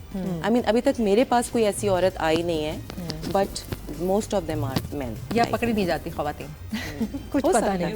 You never know. Women are probably better at hiding. Yeah. अच्छा, चीटिंग, ठीक है, which is a दुनिया भर में आप जब भी मैंने शो भी देखा हो ना, बिकॉज हम तो इसी तरह से जांच सकते हैं किसी चीज़ को, किसी कल्चर को, कि आप obviously even if you travel you don't go to a psychiatrist और साइकोथेरेपिस्ट ऑफिस, सो उसमें भी generally cheating is a major issue. But मुझे ऑनेस्टली ये लगता है कि अगर हम अपने घरेलू कॉन्वर्सेशंस करें, जैसे आपसे भी जो बात अभी हो रही थी, तो वो कम्युनिकेशन की बात होती है, मेजर मसला. लाइक अगर मेरे हस्बैंड से भी मेरी कभी लड़ाई होती है तो वो कभी इतना मेजर इशू जैसे कि वो ख़त्म हो जाए कहानी वाला नहीं होता. इट्स वेरी सिंपल थिंग्स, जैसे अभी आपने कहा ना, और इसने कहा डिस्प्लेसमेंट ऑफ एंगर. अब मुझे पता चल गया क्यूज़, ठीक है, अब मुझे पता चल गया है कि because Aamir is so work oriented and so work focus, कि अगर उसको गुस्सा आया हुआ है किसी चीज़ पे, तो वो काम में कुछ गड़बड़ चल रही है, तो बेहतर है कि मैं भिड़ूँ ना, मैं अपना मसला सामने ही ना लेकर आऊँ. बट कोविड के ज़माने से मंशा ये हुआ कि कोविड में we were forced to be, I'm a workaholic, he's a workaholic, but during COVID we were forced to be coexisting together every single day. कोई मासी नहीं, कोई नहीं, किसी और की इन्वॉल्वमेंट नहीं, मैं, मियाँ और बच्चा, ठीक है. So आपको दूसरे की अंडरस्टैंडिंग बहुत हो गई, आपको वो क्यूज समझ आना शुरू हुए. So he's also understood. There are certain times जब आप स्ट्रेस्ड होते हो, और मैं बताती भी हूँ, आई एम वेरी वोकल, कि भाई मैं जो हूँ अभी मेरा इशू चल रहा है, it is nothing to do with you, but if you ask me incessantly questions, और आदमी को हमेशा पता नहीं क्यों लगता है कि मेरी वजह से, नहीं, आपकी वजह से नहीं है. This is the whole, like, you know, everything else is like also put there. Yes. Yeah, it's just not men or women all the time. You see, beautifully there's this book, 7 Habits of Highly Effective People, अच्छा, by Stephen Covey की. तो उसकी beautifully उसने explain जो किया हुआ है, which I always like, you know, explain my clients to. This circle of influence and circle of concern. So circle of concern क्या क्या है? बाहर ऑफिस में लड़ाई हो गई है, बॉस ने ये प्रॉब्लम दे दी है, बिहेवियरल इश्यूज हैं, हैबिट्स हैं, and circle of influences that you can do it. It's like in your own limits. So when you do external things, आप किसी और को ठीक नहीं कर सकते. नहीं, आप अपने बॉस को ठीक चीजें नहीं आपके कर हाथ सकते. में नहीं है, उनके बारे में आप कुछ नहीं है. ट्रैफिक में आप जाएंगे, आज यू नो रमजान है, लोग एक दूसरे को मार रहे हैं, आप अपनी गाड़ी खड़ी करके उनको नहीं रोकेंगे, बिकॉज आपको भी मारपीट चल सकती है. सो बेसिकली ये हो रहा है कि सर्कल ऑफ जो कंसर्न है उसमें इतनी चीजें, and mostly people are bothered about circle of concern. Yes, external चीजों के बारे में अपनी जिंदगियां तबाह कर रहे हैं. ठीक है. So which is something not approved of. What I feel is like, you know, and I tell my clients also that what you can do for yourself first and then others. हाँ, मतलब वो जैसे आपको जहाज में बताया जाता है ना कि अगर आपने ऑक्सीजन की कमी हो रही है तो पहले अपना खुद ऑक्सीजन मास्क लगाइए और फिर दूसरे की तरफ जाए. अच्छा नाज़रीन, अभी हम जाएंगे इस्लामाबाद की तरफ. हमारे साथ हैं मुर्तज़ा रॉय, और वो हमें बताएंगे कि आज इस्लामाबाद में इफ्तारी को लेकर क्या तैयारी हो. अस्सलाम वालेकुम. मुर्तज़ा. वालेकुम सलाम ज़ालिया एंड मंशा. कैसे हैं आप? I'm fine. How are you? Very well, thank you. बिल्कुल खैरियत. आप लोग कैसे हैं? माशाल्लाह. अभी आप कहाँ हैं एग्जैक्टली इस्लामाबाद में? जैसे हम पहले रोजे से ही वैसे इस्लामाबाद की तमाम अफ्तारियां कवर करते आ रहे हैं, लेकिन आज हम इस्लामाबाद की सबसे बड़ी अफ्तारी आपको दिखाने जा रहे हैं, और ये इस्लामाबाद में जो दरबार गोलड़ा शरीफ है यहाँ पर की जाती है. अरे माशाल्लाह. जहाँ पर हम खड़े हैं ये हाँ जी, तो जहाँ पर हम खड़े हैं इसको कहते हैं बैठक गोलड़ा पीर सैयद नसीरुद्दीन शाह के नाम से ये मंसूब है, और यहाँ पर रोज़ाना 1000 रोज़ादारों की अफ्तारी का एहतमाम किया जाता है. और पहले रोज़े से रह के आखिरी रोज़े तक यहाँ पे अफ्तार कराया जाता है. तो जिस तरह इस्लामाबाद के बहुत सारे मुखय्यर हज़रात अफ्तारी करवाते हैं, तो यहाँ पर भी अफ्तारी का बहुत बड़ा बंदोबस्त किया जाता है. यहाँ की एक मुनफरिद चीज़ ये है कि पुराने वक्तों से, यानी कई 100 सालों से यहाँ पर एक रिवायत चलती आ रही है कि जब अफ्तारी का टाइम हो या जब सहरी का वक्त ख़त्म हो रहा हो, तो यहाँ पर कुछ धमाकों की आवाज़ें भी इस पूरे इलाके में गूंजती हैं. तो वो असल में यहाँ से वो पटाखे छोड़े जाते हैं, जिससे लोगों को अंदाज़ा हो जाता है कि सहरी का वक्त ख़त्म हो चुका है या अफ्तारी का वक्त हो चुका है. तो ये एक बड़ी मुर्तज़ा पुराने वक्तों में जब गाड़ियाँ नहीं होती. जी मुर्तज़ा, हम चाह रहे हैं कि हमारी ऑडियंस को भी इस बात का अंदाज़ा हो आप कहाँ खड़े हैं, तो अगर वो आपके कुछ दिखा सकते हैं कि कहाँ क्या चल रहा है. यस बिल्कुल बिल्कुल, हम आपको दिखा सकते हैं कि ये देखिए कितना बड़ा यहाँ पे अरेंजमेंट है, और ये सामने आपको कुछ नज़र आ रहा है. अगर वो पीछे भी इंतज़ाम किया गया है, इधर अगर हम आपको दिखा सकें, कैमरामैन दिखा सके, तो ये बिल्कुल मेरे राइट साइड पे ये देखिए कितना ज़्यादा इंतज़ाम किया गया है. और आप देखिए कि कितनी ज़बरदस्त किस्म की यहाँ पे सामान नजर आ रहा होगा. हाँ, इस तरफ दिखाइए, प्लीज दिखाइए. ये अगर हम आपको दिखा सके, थोड़ा क्लोज करके ये दिखाइएगा. आपको नजर आ रहा है, इसमें किन्नो भी आपको नजर आ रही है, इसमें स्ट्रॉबेरी नजर आ रही है, इसमें आपको खजूरें नजर आ रही हैं, केले नजर आ रहे हैं, अमरूद, इसके अलावा आपको जामी शीरी नजर आ रही है.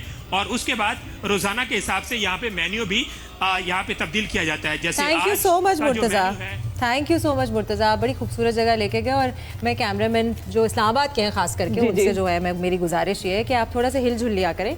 हम लोग दिखाना चाहते हैं इस्लामाबाद इतना खूबसूरत है, इतने उसमें हरियाली है, और वहाँ पे लोग इतनी खूबसूरत चीज़ें इस्ता कर रहे हैं. हम जहाँ जब भी इस्लामाबाद गए हैं और जब भी इफ्तारी दिखाई, सोचे 1000 लोग मुस्तफीद होते हैं सहरी पे भी और इफ्तारी पे भी.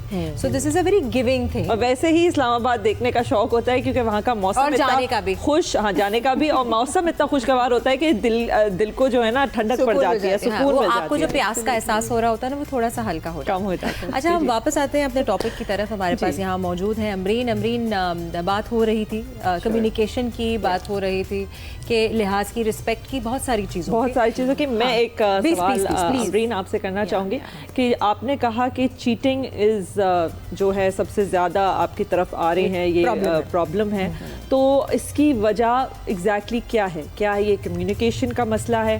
क्या पहले ख़वातीन इसको लेके अरेंज मैरिजेस हैं? हाँ, क्या ये एक मसला है कि छोटी उम्र में शादी हो जाती है या मर्जी के बगैर शादी करवाई जाती है, या फिर ये कि ख़वातीन जो है पहले इसको लेके चुप होती थी लेकिन अब चुप नहीं है? What is the reason?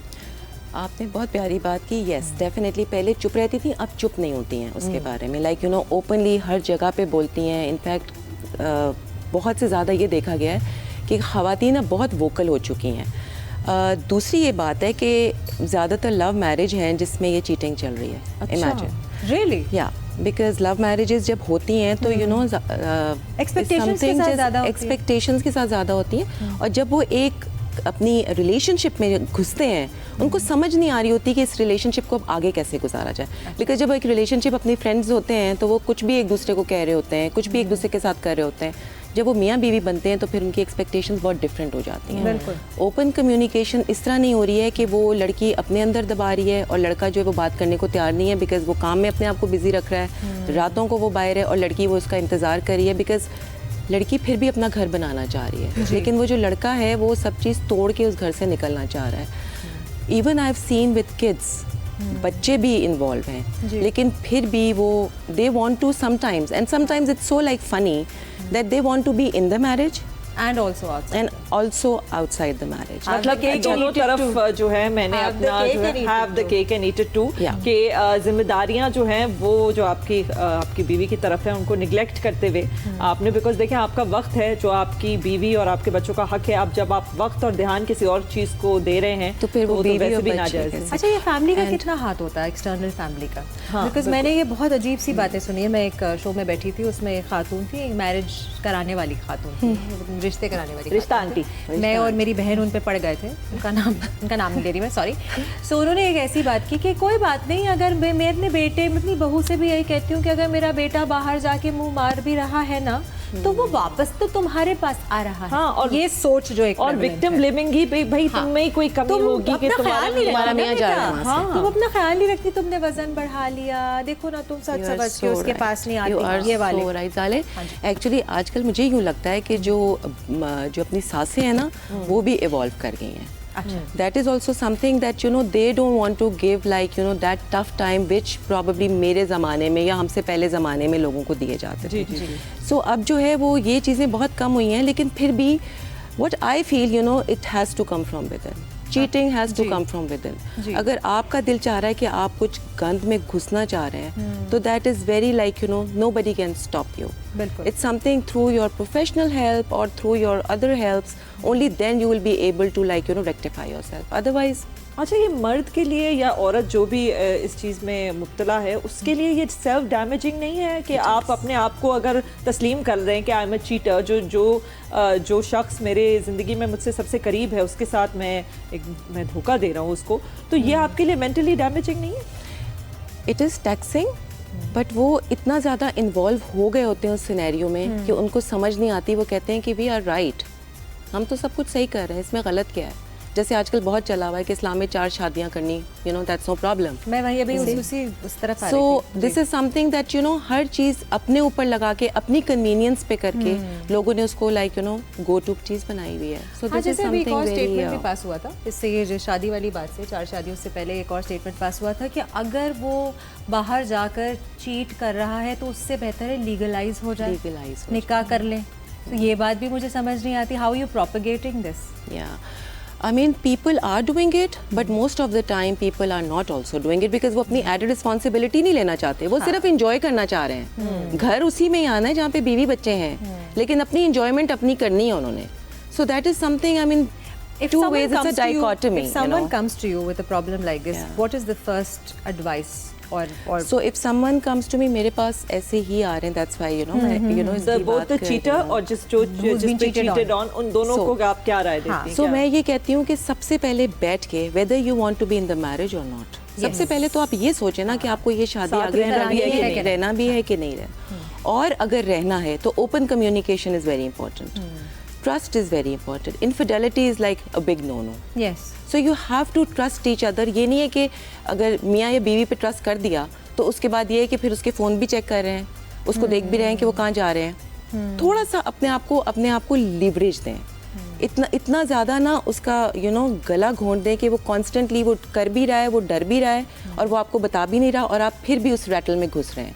So it's a spiral that you are in constantly. Like it's very taxing then. अगर आपने ये फैसला कर लिया है कि आपने जो भी आपके इश्यूज हैं उस पर काम करके आपने ऐसी शादी में रहना है, तो आप एक दूसरे पे वो नज़र ना रखें, इतना एक दूसरे को ट्रस्ट करना और ये भी ट्रस्ट करें कि जो शख्स ने ये गलती की है वो दोबारा नहीं दोहराएगा. आई मीन मंशा लोग तो दोहराते हैं, एक दफ़ा वो प्रॉमिस कर देंगे, फिर वही चीज़ कर रहे होंगे दूसरी दफ़ा. But you have to be very much there with each other. You need to sit down, you make them sit down with each other and make promises that next time if something is going to happen like this, I am sorry, I am not going to, I just walk out. I'm not going to stand And then by. also So it do is that. not something and they do that then. They have to take promises because एक दफ़ा रो ना, 2 दफ़ा रो, 3 दफ़ा, it's a habit then. Don't be in that victim mode. और then don't be in that rescue mode कि वो मेरा मियाँ कर रहा है या मेरी बीवी करे, करने दो उसको, मेरे बच्चे तो पाल रहे हैं. Not realizing कि कहते हैं ना कि बच्चों की खातिर आप एक शादी में रहें, उन बच्चों को आप टॉक्सिक बिहेवियर दिखा रहे हैं. बच्चों की खातिर तो बिल्कुल भी आपको नहीं रहना चाहिए, बिल्कुल भी नहीं रहना चाहिए. बिकॉज वो रिस्पॉन्सिबिलिटी जो आपके बच्चों की है, जो आपने जिनको प्रोटेक्ट करना है, और आपके घर के अंदर ही आपको उनको प्रोटेक्शन नहीं मिल रही, मेंटल एंड वही हमने बहुत दफ़ा ये बात की है कि बच्चे आप जो उनको पढ़ा रहे होते हैं उससे नहीं सीखते, जो जैसे आप अपनी जिंदगी गुजार रहे होते हैं मैचिंग एंड मिररिंग उसी से सीखते हैं. यस दैट्स तो एब्सोल्यूट. अगर आप एक ऐसी ज़िंदगी गुजार रहे हैं जिसमें अगर आपको खुद अपने जहन में भी ये महसूस हो रहा है कि मेरे साथ जो हो रहा है वो गलत है, तो आपके बच्चों को भी ये एहसास होगा कि जो मेरी वालदा या मेरे वालिद जिसके साथ भी ऐसा हो रहा है उनके साथ गलत हो रहा है, और फिर वो देख भी रहे हैं कि आप वो सह रहे हैं और अपने लिए एक स्टैंड नहीं ले रहे, तो फिर वो भी वही सीखेंगे कि जो है शादी यही होती है, ऐसा ही होता है शादी में. तो ये आई डोंट थिंक ये अच्छी चीज़ है जो आप प्रोपेगेट कर रहे हैं. बिल्कुल भी नहीं है मंशा. ये ब्लूप्रिंट्स होते हैं ना जो हमारे, जो हम अच्छी लड़कियां जो हैं वो ज़ोर से हंसती नहीं हैं, अच्छी लड़कियां जोर से बात नहीं करती हैं. मैं तो बिल्कुल भी अच्छी रही हूं. So that is something. वो अच्छी लड़कियों को कितना प्रूव करेंगे हम, अच्छी लड़की बन के हम बहुत से ज्यादा खुद गिर गए. सारे प्रूफ्स आपको. अच्छा, मुझे ये प्रूफ की बात आपने बहुत अच्छी की. ये हर जो आइडियलिस्टिक मैरिजेस होती है ना, जो मुझे लव मैरिजेस की बात लगती है, तो वो तुम पहले जैसी नहीं रही, ये जो एक जुमला होता है ना, जो एक फरसूदा सा जुमला आता है, you were like this before marriage. Thankfully मैंने अपने मियाँ को कभी इस किस्म की कोई बात नहीं की, ना ही उसने मेरी तरफ इस किस्म की कोई बात की, क्योंकि हम फ्रॉम द गेट को, मैं और आमिर इक्वल्स के लेवल पे थे, जो थे शादी से पहले, शादी के बाद भी वैसे ही थे. हमने प्रिटेंड नहीं किया. वो हनीमून पीरियड होता है ना, वो एक हनीमून पीरियड होता है जिसमें I'll be on my best behavior, वो वाली कहानी नहीं थी. मैं यही है भाई, you see is what you get. But I feel जो मैंने जनरली लव मैरिजेस को ब्रेक होते हुए देखा है, वो आपने एक आइडियलिस्टिक व्यू ऑफ मैरिज बनाया होता है. ठीक है, जो उसके बाद जब शादी हो जाती है, चीज़ें variables change, you know, because it's not a शादी, the marriage is not between two individuals, it's between family, it's between families. How do you maintain that? What advice would you give to people who are अभी getting married and entering into something like this, और वो Gen Zs हैं, उनकी सोच थोड़ी different है, so what advice would you give to them? सबसे पहले ये है कि उनको ये कहना चाहिए कि अपनी आइडेंटिटी कभी नहीं लूज करो. So that's something that identity crisis में जब बच्चे चले जाते हैं ना, that is something, it's a big no no. So they have to really be self, अपनी फुटिंग्स पे खड़े हों, बच्चे बच्चियां दोनों. और जब वो आगे अपनी ज़िंदगी आगे करना चाह रहे हैं, तो पहले अपनी सुने, फिर दूसरे की सुने. It's very, for me it's something that you have to listen to yourself first and then हर बंदे की एक. और ये सब दोनों आदमी और औरत दोनों के लिए है, बिकॉज हमें लगता है कि आदमियों को बहुत आज़ादी है. हमारे आदमी आज़ाद नहीं हैं, हमारे आदमी बहुत जकड़े हुए हैं हमारी फैमिली वैल्यूज़ में. उन पे बचपन से ये बोझ डाला जाता है कि तुमने अपने माँ बाप, बहन भाई, बीवी, बच्चे सबका ख्याल रखना है, और उनके पास उनकी जगह नहीं होती. और ये बात मैंने बहुत बार कही है, आई फील, और ये मुझे जनरली फेमिनिस्ट जो हैं, जिनको फेमिनिज्म का मतलब नहीं पता, वो कहते हैं कि ये तो फेमिनिज्म के खिलाफ बात है. नहीं, ये फेमिनिज्म के एग्जैक्ट जुमरे में आती है बात, because we are talking about equality. Thank you so much, Amreen, for Thank you joining for us. It inviting was a me. wonderful Thank you. discussion we had with you. Thank you. नाज़रीन, हमारा show अभी भी जारी और सारी है। अभी वक्त हुआ है एक ब्रेक का। ब्रेक से वापस आएंगे आप, मैं और मंशा यहाँ मौजूद होंगे विद जहान रमज़ान। कहीं मत जाइएगा। वेलकम बैक नाजरीन, आप देख रहे हैं जहान रमज़ान ओनली ऑन 365 न्यूज़। आज का हमारा मौजू हस्बैंड और वाइफ की जो रिलेशनशिप है उसके हवाले से हमने आज बात की है, और हमारे साथ जो आज गेस्ट मौजूद हैं वो दोनों एक बिजनेस साथ रन करते हैं, जो कि एक बहुत ही मुश्किल चीज़ और वो मेरे हस्बैंड नज़र वाइफ से हैं। और वो हस्बैंड वाइफ हैं। तो हमारे साथ हैं मुर्तज़ा अली चीपा साहब, अस्सलाम वालेकुम, और बुशरा अली। कैसे हैं आप? कैसे आप दोनों? अल्हम्दुलिल्लाह। लड़ाई तो नहीं हुई आने से पहले? नहीं, बिल्कुल भी नहीं। हाँ, मेरी तो होती है भाई मेरे हस्बैंड से तकरीबन रोजाना किसी ना किसी छोटी छोटी बात पे। बिजनेस के हवाले से, अच्छा, जो आपका बिजनेस है वो है फैशन फैशन हुड, हुड। तो मतलब बेसिकली फैशन के हवाले से आप लोग। Designer actually. अच्छा, कहाँ है ज्वेलरी? हाँ, हमें सबसे पहले देखनी तो हम अपनी जो है वो पसंद की बातें करें ना। हाँ। अच्छा, सो ये ज्वेलरी डिजाइनिंग का जो आइडिया था, आप दोनों में से किसका था? इनका था? आपने पहले ही हाथ खड़े कर लिए, भाई मेरा नहीं था। अगर चला तो इसमें मैंने मदद की है, नहीं चला तो इनकी गलती है क्योंकि इनका आइडिया था। नहीं है, बस दोनों का साथ ही था। ऐसे मतलब मैं कोई भी काम करती तो इनकी सजेशन पहले ज़रूरी होती है, उसके बाद ही फिर हमारा कोई भी काम आगे चल पाता है। कि जो भी काम था वो हम दोनों की सलाह मशवरे से ही था कि हमने करना है। तो ये कैसे सोचा आपने? आपका ज़राए माश क्या रहा है या क्या करते हैं आप? अच्छा, ओहो, जबी तो हाँ, पहले ऐसे यहाँ से शुरुआत करनी चाहिए। अच्छा, डायमंड्स का ठीक है। अच्छा, तो ये आर्टिफिशियल ज्वेलरी है या ये रियल ज्वेलरी? नहीं, आर्टिफिशियल ज्वेलरी। ओके, अच्छा, अब आप मुझे बताइए कि कितना अरसा हुआ आपको ये आपका बिजनेस जो इनके साथ आपने मिलके किया है? तकरीबन 9-10 साल हो गए। 9-10 साल से जारी और सारी है। अल्हम्दुलिल्लाह। हमने इसको और ज़्यादा बढ़ाया ही है, एक्सपेंड किया है। यानी हम लोगों ने पहले ज्वेलरी से स्टार्ट किया था, तकरीबन 8 साल हमने ज्वेलरी पे काम किया। उसके बाद फिर क्लचेस, खूसे वगैरह हम लोगों ने अपने आप को और भी इन्हेंस किया। उसके बाद फिर अब जो है वो आउटफिट्स जो है डिज़ाइन मैं खुद करती हूँ, ड्रेस डिज़ाइनिंग। उसके बाद फिर वो दोनों ही साथ साथ चल रही हैं हमारी। Very nice. अच्छा, ख़वातीन को यूजली ये लगता है कि मर्द के साथ, अपने शौहर के साथ वैसे घर के मामलात में इतने झगड़े होते हैं। आपने ये तय किया कि आप जो है बिजनेस भी अपने शौहर के साथ करेंगी, तो ये मेरे नज़र में तो ये बड़ा कोई बहादुरी का फैसला है। तो आपके शौहर में ऐसी क्या गुण है या ऐसी उनकी पर्सनैलिटी में क्या चीज़ें हैं जिसमें आपने इतना बड़ा फैसला लिया कि वो साथ हों आपके बिजनेस में? असल में जब ये इनको समझ में आने लगा कि हाँ भाई ये काम हो रहा है, कर रही है, और मतलब छोटी छोटी चीज़ों के लिए उन्होंने मुझे परेशान नहीं किया, ना खुद भी नहीं हुआ और मुझे भी नहीं किया ना। तो फिर बहुत ये ज़रूरी होता है, बहुत ज़रूरी होता है, एक दूसरे को अंडरस्टैंड करना बहुत ज़रूरी होता है। अगर आपने अंडरस्टैंड नहीं किया तो फिर वो काम वहीं पे वाइंड अप हो जाएगा। अगर आपने काम को रन करना है तो बहुत सी छोटी छोटी बातों को आपने इग्नोर करके ही फिर दोनों को ही, ज़रूरी नहीं कि यही परफेक्ट हो या मैं परफेक्ट हूँ। ऑब्वियसली गलती मुझसे भी हो सकती है, इनसे भी हो सकती है। तो अब ये क्या, इन छोटी छोटी चीज़ों को इग्नोर करते हुए ही आगे चलना है, तो फिर साथ चलना है। आपके बच्चे हैं?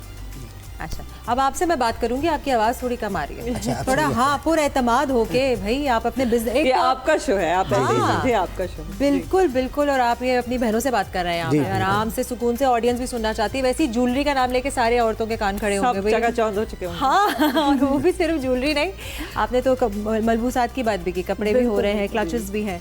अच्छा, आप मुझे ये बताइए, जब इन्होंने आपसे तस्करा किया कि मैं ये बिजनेस शुरू करना चाहती हूँ, तो क्या जहन में आया?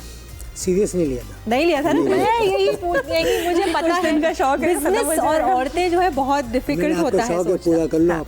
हाँ, आपका शौक है, आप कर लो। जब नजर आया, रिस्पॉन्स आया तो हमने ठीक है। ओके, तो रिस्पॉन्स आने में कितना टाइम लगा? मेरे ख्याल है महीना लग गया था। आपको ज्वेलरी के बिजनेस में आपने कैसे सोचा कि नहीं हो सकेगा? ज्वेलरी का बिजनेस, एक तो कपड़ा, रोटी, ये जो चीजें हैं ना, शुरू से हमारा काम गारमेंट्स का ना। जी जी, ठीक है, तो कभी ज्वेलरी की तरफ तो देखा ही नहीं ना कि क्या है क्या नहीं। तो हमारी तो बिल्कुल नई चीज थी। मैंने स्टार्ट किया तो इनका भी फिर इंटरेस्ट डेवलप हुआ कि हाँ भाई मतलब एफर्ट्स इस तरफ भी आना चाहिए। एफर्ट्स हमारी जो है वो रंग ला रही है, और माशाल्लाह से हम लोगों का काम जो है वो लोग रिस्पॉन्स दे रहे हैं ना। असल में हमें क्या चीज़ चाहिए होता है, लोगों का रिस्पॉन्स चाहिए होता है। जब लोग रिस्पॉन्स देने लग रहे हैं तो फिर हमें इस पर और वर्किंग करनी चाहिए और उसको एक्सटेंड करना चाहिए। हाँ, तो ये ऑनलाइन शुरू हुआ? ऑनलाइन शुरू, क्योंकि हमारा बेसिकली हमारा काम तो शुरू से छिपे है ना, हम लोग छपाई, तो यही काम है हम लोगों का। तो चल दैट्स वेरी नाइस। आप लोगों से और भी मजीद गुफ्तगू होती है। हमारे साथ हमारी फेवरेट जमजम मौजूद है, जो कराची में कहीं है, और मैं उनसे जानना चाहती हूँ। जमजम आप किधर हैं? अस्सलाम वालेकुम। अस्सलाम वालेकुम। वालेकुम अस्सलाम। आज मैं PCHS ब्लॉक 2 में मौजूद हूँ और यहाँ पर आज मैं किसी के घर आई हुई हूँ। सोचा कि जाके देखे कि अफ्तारी जो है वो कैसे बनती है, कितने। हाँ, लेकिन यहाँ जब मैं आई तो मुझे बड़ा अफसोस हुआ कि गैस जो है वो है ही नहीं बिल्कुल भी घरों में, और लोग सिलेंडर इस्तेमाल करने पर मजबूर हैं। अभी भी आप ये देख सकती हैं कि सिलेंडर पर कचौरियाँ जो हैं वो तली जा रही हैं। बताइए ना, क्या चल रही है? आप क्या गैस की लोड शेडिंग? गैस की लोड शेडिंग, यही मैं भी पूछने लगी हूँ। मतलब गैस की लोड शेडिंग है या गैस आती ही नहीं? गैस आती ना, सहरी में आती है ना इफ्तार में आती है। दोनों टाइम पे हम लोग का यही हाल होता है कि हम सिलेंडर पे ही पका रहे होते हैं। बच्चों ने फरमाइश की कचौरी की तो वो बना रहे। अब क्या करे बंदा, बच्चों की फीसें पूरी करे, ये पूरा करे कि बिजली गैस को देखें हम। हाँ सही बात है। अच्छा, तो मतलब गैस पूरे रमज़ान के महीने में आपके पास आई? बिल्कुल भी नहीं। और हस्बैंड अलग फरमाइशें करते हैं, सास अलग फरमाइशें, बच्चे अलग फरमाइशें, बाजार से कभी कभी तो लाना पड़ता है हमें। ऐसे हाल हो जाते हैं।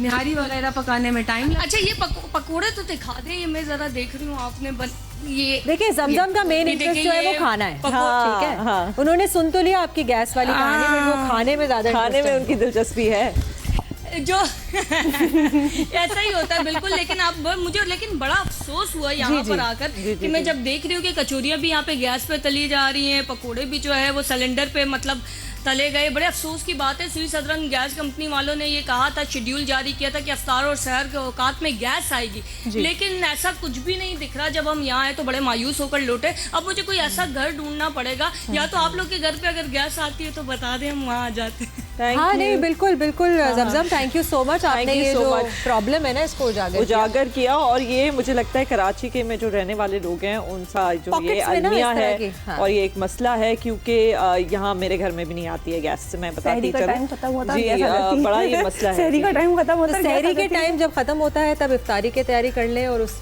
ऐसे कुछ सहरी के लिए मुझे लगता है या तो वो ऐसे टाइम पे हमें ब्रेक लेनी है, क्योंकि अजान का टाइम हुआ जाता है लाहौर में भी और इस्लामाबाद में भी। तो आप वहां से इफ्तारी कीजिए और हमारे पास वापस आइए। वेलकम बैक नाज़रीन, खुश आमदीद। आप देख रहे हैं जहान रमज़ान, और इस वक्त जो है वो सदरवा रोज़ा मना चुके हैं, इफ्तारी हो चुकी है, इस्लामाबाद वाले भी और लाहौर वाले भी। और अब जैसे कि आपने नमाज पे जाने से पहले, इफ्तारी करने से पहले देखा होगा, जमजम कराची में किसी के घर में बैठी थी और उनकी आप बीती भी आपने सुनी, उनके साथ मसले मसाइल जो गैस की लोड शेडिंग को लेके हो रहे थे। तो हमारे प्रोग्राम के तवस्सुक से मैं ये कहना चाहूँगी कि प्लीज़ ये गैस की लोड शेडिंग जो है उसके टाइमिंग थोड़े से चेंज कर लीजिए, बिकॉज उसी टाइम पे तो खाना बन रहा होता है। बिल्कुल नाज़रीन, अगर आप भी चाहते हैं कि आप हमारे प्रोग्राम का हिस्सा बने, तो हमारी जमजम, खास करके कराची में रहने वालों के लिए मैं ये पेशकश लेकर आई हूँ कि जमजम आपके घर आ सकती हैं और आपके साथ इफ्तारी कर सकती हैं और हमारे प्रोग्राम में आप भी शिरकत कर सकते हैं। तो प्लीज़, अगर आप चाहते हैं कि आपके घर का रुख किया जाए और 365 न्यूज़ के ये टीम आपके पास आए, तो आप लिख के भेजिएगा हमारे सोशल प्लेटफॉर्म्स पे। मुझे भी भेज सकते हैं, मंशा को भी भेज सकते हैं, और 365 न्यूज़ का अपना भी एक पोर्टल है जो कि फेसबुक पे भी मौजूद है, इंस्टाग्राम पे भी है और यूट्यूब पे भी है। और इस वक्त बात हो रही है हस्बैंड एंड वाइफ के रिश्ते को लेकर, और इस वक्त हमारे पास एक husband and wife business partners भी मौजूद हैं। बिजनेस पार्टनर्स बिल्कुल मौजूद हैं। अच्छा मुर्तज़ा साहब, मैं आपसे एक सवाल करना चाहूँगी कि जो ये वर्ड है कॉम्प्रोमाइज़, वो ज़्यादातर ख़वातीन और जो बेगम हैं उनको लेके क्या बताया जाता है उनको कि आपको शादी में कॉम्प्रोमाइज़ करनी है, ये वो फला। लेकिन आपने भी कुछ ना कुछ कॉम्प्रोमाइज़ किया होगा, या जब आपने सोचा होगा कि मैं अपनी बेगम के साथ हाँ ये बिज़नेस करने जा रहा हूँ, तो कुछ चीज़ें उनकी मुझे माननी पड़ेंगी। तो इसके हवाले से आप क्या कहना चाहेंगे?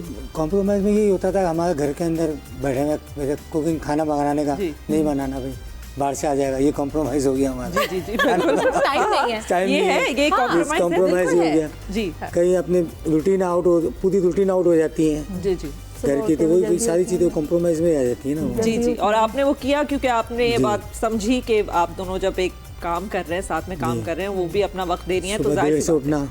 हाँ, देर से। अच्छा चलो, इनके कॉम्प्रोमाइज की बात तो हमने पूछ ली। आपको क्या कॉम्प्रोमाइज करना पड़ता है वैसे ही इन जनरल? हम बहुत सारी चीजें जो है ना खवातीन दरगुजर कर जाते हैं और हमें नहीं पता होता कि वो कॉम्प्रोमाइज है जो हम कर रहे हैं।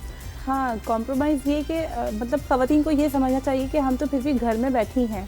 ये बंदा जो है बाहर भी होकर आ रहा है, बाहर की भी 10 हेडेक जो है वो बर्दाश्त करके आ रहा है, फिर घर में आके फिर आपके साथ काम भी साथ दे रहा है। तो इस चीज़ को मतलब समझना चाहिए इस चीज़ को ना। ये फिर आपने आपने ये कॉम्प्रोमाइज़ मतलब ये मैं समझे कि हाँ आप ही सारी मुश्किल में ही है, मैं समझें ये भी बंदा बाहर से होकर आ रहा है और आपका अगर थोड़ा बहुत 19-20 आपसे बिहेवियर हो रहा है तो उसको थोड़ा सा नज़रअंदाज करें ना। वही बात अगर आपने अपनी लाइफ में इग्नोरेंस को प्रायोरिटी नहीं दी तो आप आगे नहीं चल सकते। जैसे कि कहते हैं कि एक कान से सुने दूसरे कान से निकाल दें, कभी कभार आपके जो हस्बैंड होते हैं हर एक्शन का उसी टाइम पे रिएक्शन आप ना दें, बिल्कुल थोड़ा सा जरा सा मामले को जरा ठंडा होने का इंतजार करें। ये आपने बहुत अच्छी बात किया एक्चुअली, पता है क्या, टाइम देना बहुत जरूरी, टाइम देना बहुत जरूरी। तो हो सकता है आप गलत सोच रहे हो और ऐसा हो नहीं, क्योंकि जज्बात में आपकी सोच जो है वो बिल्कुल माफ हो जाती है। वो वही शैतान आपको बहका रहा होता है कि बस यही हुआ होगा। लेकिन मेरे हस्बैंड जब गुस्से में आते हैं तो मैं ऐसे बस ऐसे करके मैं उनको देख रही होती हूँ ना, अगर बहुत अच्छा कभी कभार मैं बोल देती हूँ और कभी कभार जब मुझे होता है कि अच्छा ये तो ज़्यादा ही गुस्से में, तो मैं कहती हूँ बस ऐसे मैं चुप करके देखती हूँ और बस मैं चुप करके ऐसे चाहिए। थोड़ी देर के बाद वो आके बात करेंगे, मैं जवाब ही नहीं दूंगी, जवाब बात करेंगे मैं जवाब ही नहीं दूंगी, कहेंगे अच्छा क्या हुआ क्या हुआ, अच्छा ठीक है ना, अच्छा ठीक है सॉरी ना सॉरी, मैं 2 मिनट तक चुप ही रहूंगी। वो उनको एक हो जाता है कि भाई अब किसी तरीके से वो बंदे को खुद ही रियलाइज हो जाता है कि मैंने गलत किया है, वो मैंने गलत किया है ना। Best answer silence the best बहुत जी। वो जो आपको इस्लाम में भी यही कहा जाता है ना, अपने गुस्से को जब्त करने के लिए आप 3 दफ़ा गिने, खामोश हो जाएं थोड़ी देर, क्योंकि जब आप जज्बाती होते हैं किसी भी रिश्ते में मतलब आपके बच्चों के साथ भी यही होता है ना कि बच्चे भी बाज़ औक़ात आके ऐसी स्टूपिड बात करेंगे ना, तो उस वक्त आप सोचेंगे कि उस वक्त उसी का रिएक्शन दे, शट अप जाओ यहाँ से, या आप थोड़ी देर बस उनको बेटा बाद में आके मुझसे पूछना थोड़ा। और ये रमजान के महीने में थोड़ा आपको सब्र ही सिखाया जाता है। बिल्कुल। तो हर रिश्ते में कहीं ना कहीं सब्र, अगर आपने सब्र से काम नहीं लिया तो फिर वो रिश्ते फिर खराब हो जाते हैं, ना ही बिजनेस चल पाता ना ही रिश्ता चल पाता। और चुप की जो मार होती है ना, जो कहते हैं ना कि चुप करने से इंसान के बहुत सारे मसले भी हल हो जाते हैं, क्योंकि हर चीज़ उसी वक्त सॉल्व नहीं करनी होती। बेशक। हाँ, और शादी में तो बहुत दफ़ा ऐसे होता है कि आप अगर किसी चीज़ को थोड़ा वक्त दें तो बहुत सारी ऐसी चीज़ें होती है जो खुद ब खुद सही हो जाती है। अच्छा, खुद सही हो जाती है। मुझे आप लोगों से एक फिलॉसफी पूछना है, जैसे मैं अपनी शेयर करती हूँ कि जब हमारी शादी हुई तो 2 चीज़ें हमने जहन में रखी थी। पहले तो जब शादी हुई तो हमने कहा था कि हम किसी की मदाखलत नहीं चाहेंगे अपने रिश्ते में। नहीं, हर कोई आके अपनी ओपिनियन दे सकता है, लेकिन नसीहत ज़बरदस्ती हम पे मुसल्लत नहीं कर सकता, ठीक है। उसके बाद जब मेरी बेटी हुई तो मेरा और आमिर का यही समझौता था कि अनाया की अपब्रिंगिंग में मेरा और आमिर का हाथ होगा, हम वही ओपिनियंस ले सकते हैं उसके फैमिली की भी और अपनी फैमिली की भी, लेकिन मुसल्लत नहीं करेंगे। सो आपके बीच में भी यही है, क्योंकि आप लोग तो बिजनेस पार्टनर्स भी हैं। बिल्कुल यही है, बल्कि जो मेरे इन-लॉज हैं उनका भी यही कि भाई फैसला तुम लोगों ने लेना है ना, हमारी ओपिनियन ये है। वो लोग भी कोई ऐसे बहुत टिपिकल किस्म के मतलब लोग नहीं, अल्हम्दुलिल्लाह वो लोग भी हमें बहुत अच्छे मिले। और इनके पेरेंट्स भी जो है ये नहीं कि भाई आपने करना ही करना है, कि बेटा ये सजेशन है, अगर तुम लोगों को सही लगता है तो इट्स अप टू यू, और नहीं लगती तो मर्जी है तुम लोगों की ना। हाँ, वो बहुत अच्छी बात भी होती है। फिर पता है इसमें क्या होता है मंशा, ऑनेस्टली जब आप अपने डिसीजंस खुद लेते हो ना, तो जब गलती होती है आपसे तो आप किसी को ब्लेम नहीं करते, किसी को ब्लेम नहीं कर सकते, वो आपकी अपनी। और मुझे यही लगता है कि अगर आपने गलती की होती है ना तो सुधारना भी आपको खुद आता है। सुधारना उस गलती से आपको 10 लेसन मिल जाते हैं, और वैसे भी आपको समझ आ जाता है कि अच्छा इसको कैसे सुधारूं। अगर आपने किसी और की कही हुई बात को अपनाकर अपनी ज़िंदगी का कोई बड़ा फैसला लिया है तो फिर आप कंफ्यूज हो जाते हैं कि अच्छा ये मैंने किया, अब मैं क्या करूँ, अब ये चीज़ नहीं चली, तो आप उस कश्मकश में रह जाते हैं। अच्छा, आप जरा कम बोलते हैं क्या? वैसे मैंने कहा इस शो में आप खवातीन का जोर बहुत है, जोर बहुत है। बिल्कुल बिल्कुल। अच्छा, आपने जो ये इंतखाब किया तो आपको देख के क्या और आपके दोस्त जो है उन्होंने ये सोचा कि हम भी अपनी बेगम के साथ कोई बिजनेस शुरू करें? जब हमने शुरू किया था तो सबने तो हमारा मजाक बनाया। बिल्कुल। कि उस टाइम पे ऑनलाइन बिजनेस का कोई कॉन्सेप्ट नहीं था, 8 से 10 साल पहले। बिल्कुल। ये तो कोविड के बाद से एकदम से ये काम शुरू हुआ। अब वो लोग आते हैं कि यार हमारे को भी बता रहा है कैसे शुरू होता है जी। अब ये होता है। और इस हवाले से किसी ने कोई राय दी कि आप बेगम के साथ शुरू कर रहे हैं तो सोच समझ के करें, या कुछ ऐसा था या कि ऐसा नहीं था? किसी ने ऐसी कोई दोस्त अच्छे हैं? फिर दोस्त दोस्त अच्छे हैं, क्योंकि बाज़ औक़ात हम यही देखते हैं कि मर्दों का इस हवाले से जो है जरा वो ऐसी बातें कह देते हैं, रवैया जरा थोड़ा स्केप्टिकल होता है। तो किसी को अगर आप एडवाइस देना चाहें, क्या ऑनलाइन बिजनेस शुरू करते हैं तो उसमें क्या मुश्किलात आती हैं, क्या होता है, बताना सबको बोलेंगे कि जो भी अभी जो फारिग है, जॉब कर रहे हैं खासकर, ऑनलाइन बिजनेस करें। अच्छा कोई पैसे नहीं लगते, फ्री में ऑनलाइन काम स्टार्ट होता है। हाँ, मार्केटिंग में नहीं, आप कुछ भी नहीं होता आजकल, Word of mouth पिक्चर्स से पे होता काम होता है, आपका ऑर्डर्स आते हैं, आप अपना आपकी काम स्टार्ट ability पे करें, depend करता है। अपने ऊपर आप कितना टाइम देते हैं जी। और आज सब में अच्छा काम है भी, ऑनलाइन जो बिजनेस है ना सब में बेहतर। बिल्कुल बिल्कुल। हाँ, आपके पास कोई दुकान के अखराजात एक्सपेंसेस हैं, कुछ भी नहीं है, expense कुछ भी नहीं है। अगर आपके पास अच्छी क्वालिटी की चीज़ें हैं तो वर्ड ऑफ माउथ, जैसे आपने इतनी अच्छी ज्वेलरी दी, मैं तो पहन के बताऊंगी भी। जी जी ठीक है? जी। और आजकल देखें जो कुछ मर्द होते हैं, कुछ हस्बैंड्स होते हैं, बिल्कुल उन पे बहुत ज़्यादा भी अगर प्रेशर होता है एक्सपेंसेस का, वो फिर भी चाहते हैं कि उनकी बेगम काम ना करे, तो उसके हवाले से कोई मैसेज है आपके पास? मुझे तो इसमें कोई नहीं लगता कि काम करे या नहीं करे। हाँ। अब इनके ऊपर डिपेंड है, अगर करना चाहे करे, नहीं करना चाहे। ये भी एक अच्छी बात है कि आपने इन पे छोड़ा हुआ है कि इनकी मर्जी है कि करें या ना करें, लेकिन कोई रोकथाम नहीं है आपकी तरफ से, ये नहीं है कि नहीं करो, कोई प्रेशर नहीं, कोई कुछ प्रेशर करने का और नहीं करने का कोई ये प्रेशर। मतलब एक पीसफुल अंदाज में आपने नहीं भी काम किया किया था ना। तो इनका स्कूल में पढ़ाना भी जब पढ़ा लो।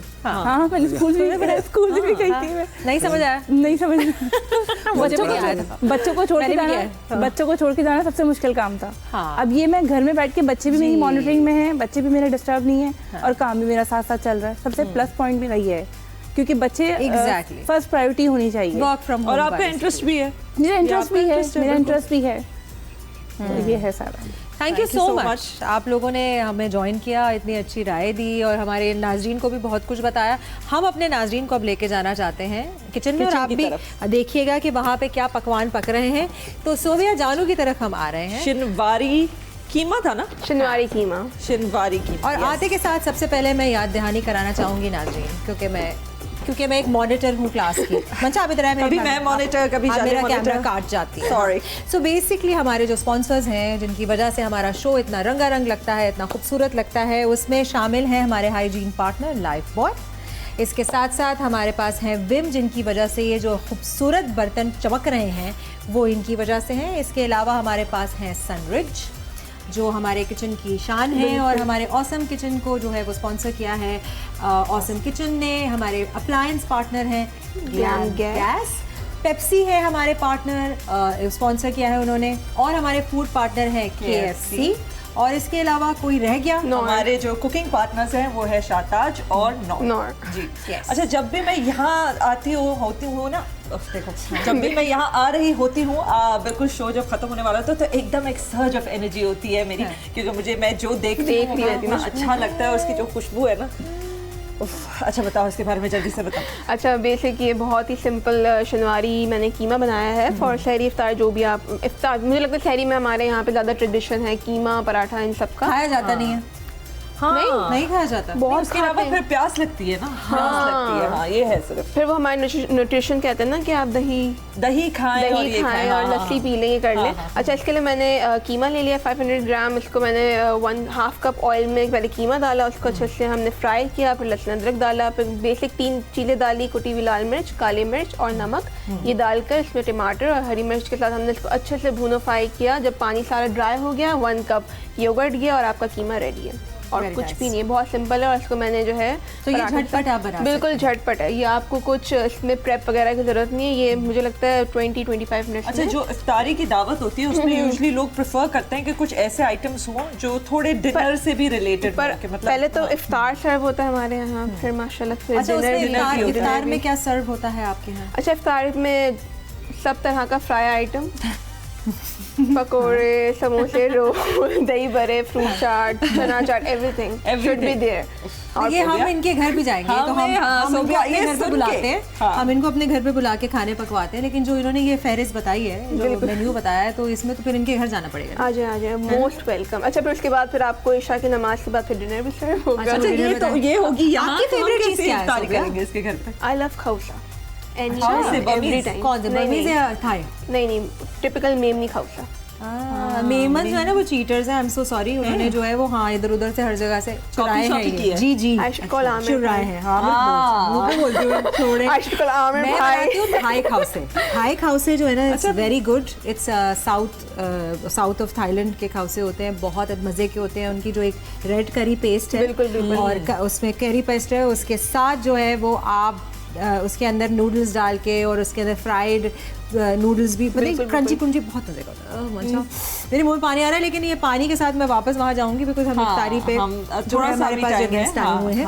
Thank you Sobia. Thank you Sobia, और मैं वापस आऊंगी यहाँ पे। नहीं, हम लोग तो आएंगे थोड़ी देर में। हाँ, इफ्तारी में हम यही होंगे, तो उसको जरा संभाल के रखें। यहाँ पे हमारे KFC के डिब्बे भी रखे हुए हैं। सो बेसिकली जब हम रमज़ान, आप कुछ भी कर लें, आप डाइट कर लें, आप न्यूट्रिशन के बारे में बात कर लें, आप हेल्थ के बारे में बात कर लें, आप कुछ भी कह लें, लेकिन जब तक खाने पीने का जिक्र और रेसिपीज ना शेयर हों, हाँ, तो रमज़ान का शो या इफ्तारी और सहरी जो है वो मुकम्मल है ही नहीं। अच्छा, मैं 2 दफ़ा याद दिला चुकी हूँ सोबिया जानू को कि जो इन्होंने एक डिप की तो रेसिपी भेज दी है, अभी उसने वो रोस्ट चिकन की, और दूसरा ये चाट की रेसिपी, पता नहीं 2-3 रेसिपीज मैंने बोला है मुझे आप अलग से भेजें। बस आज आप भेज दीजिएगा। हाँ। ये जो हमारे जो गेस्ट यहाँ आए हुए हैं, मैं उनसे कहना चाहूँगी कि अगर आप हस्बैंड एंड वाइफ की रिलेशनशिप को लेकर कोई मैसेज अपनी ऑडियंस को देना चाहते हैं, कि वो बिजनेस के हवाले से हो, घरेलू वैसे ही मामलात के हवाले से हो, तो पहले आप बुशरा कह दीजिएगा कुछ। बस कोई भी अगर बात हो तो उसका इंस्टेंट डिसीजन ना लेना, थोड़ा वक्त का इंतज़ार करें, चाहे वो आप बिजनेस से रिलेटेड हो या चाहे आपके पर्सनल मैटर्स भी हों। बिल्कुल मतलब फ़ौरन ही आपके डिसीजन जो है ना आपके रिश्ते को स्पॉइल कर देगा। बस मेरा तो यही मैसेज है, अगर आपने इस पे अमल कर लिया तो आपकी ज़िंदगी पुरसुकून हो जाएगी। बिल्कुल। आप बताइए। खुश रहो, हाँ जी, खुश रहो और रहने दो, ये जो सबसे अच्छी बात है। पहले तो ये खुश रहो वाली कहानी बहुत ज़रूरी है, और वो इनके उससे नजर आता है डिमीनर से कि आप मतलब ठहराव है, अपने घर में जो है वो शांति चाहते हैं। हाँ, शांति का लफ्ज़ आई एम श्योर ये बोरोड है, लेकिन सुकून चाहते हैं। थैंक यू सो मच कि आप हमारे शो में आए और आपने अपना ब्यूटीफुल बिजनेस हमसे शेयर किया। नाज़रीन, इसी के साथ हम जाएंगे 18वें रोज़े में, हमारी अभी इफ्तारी होने वाली है और आपका और हमारा साथ बरकरार रहेगा। आप देख रहे हैं जहान रमज़ान 365 न्यूज़ पर। मुझसे, मंशा से और सोबिया से इजाज़त। अल्लाह हाफ़िज़।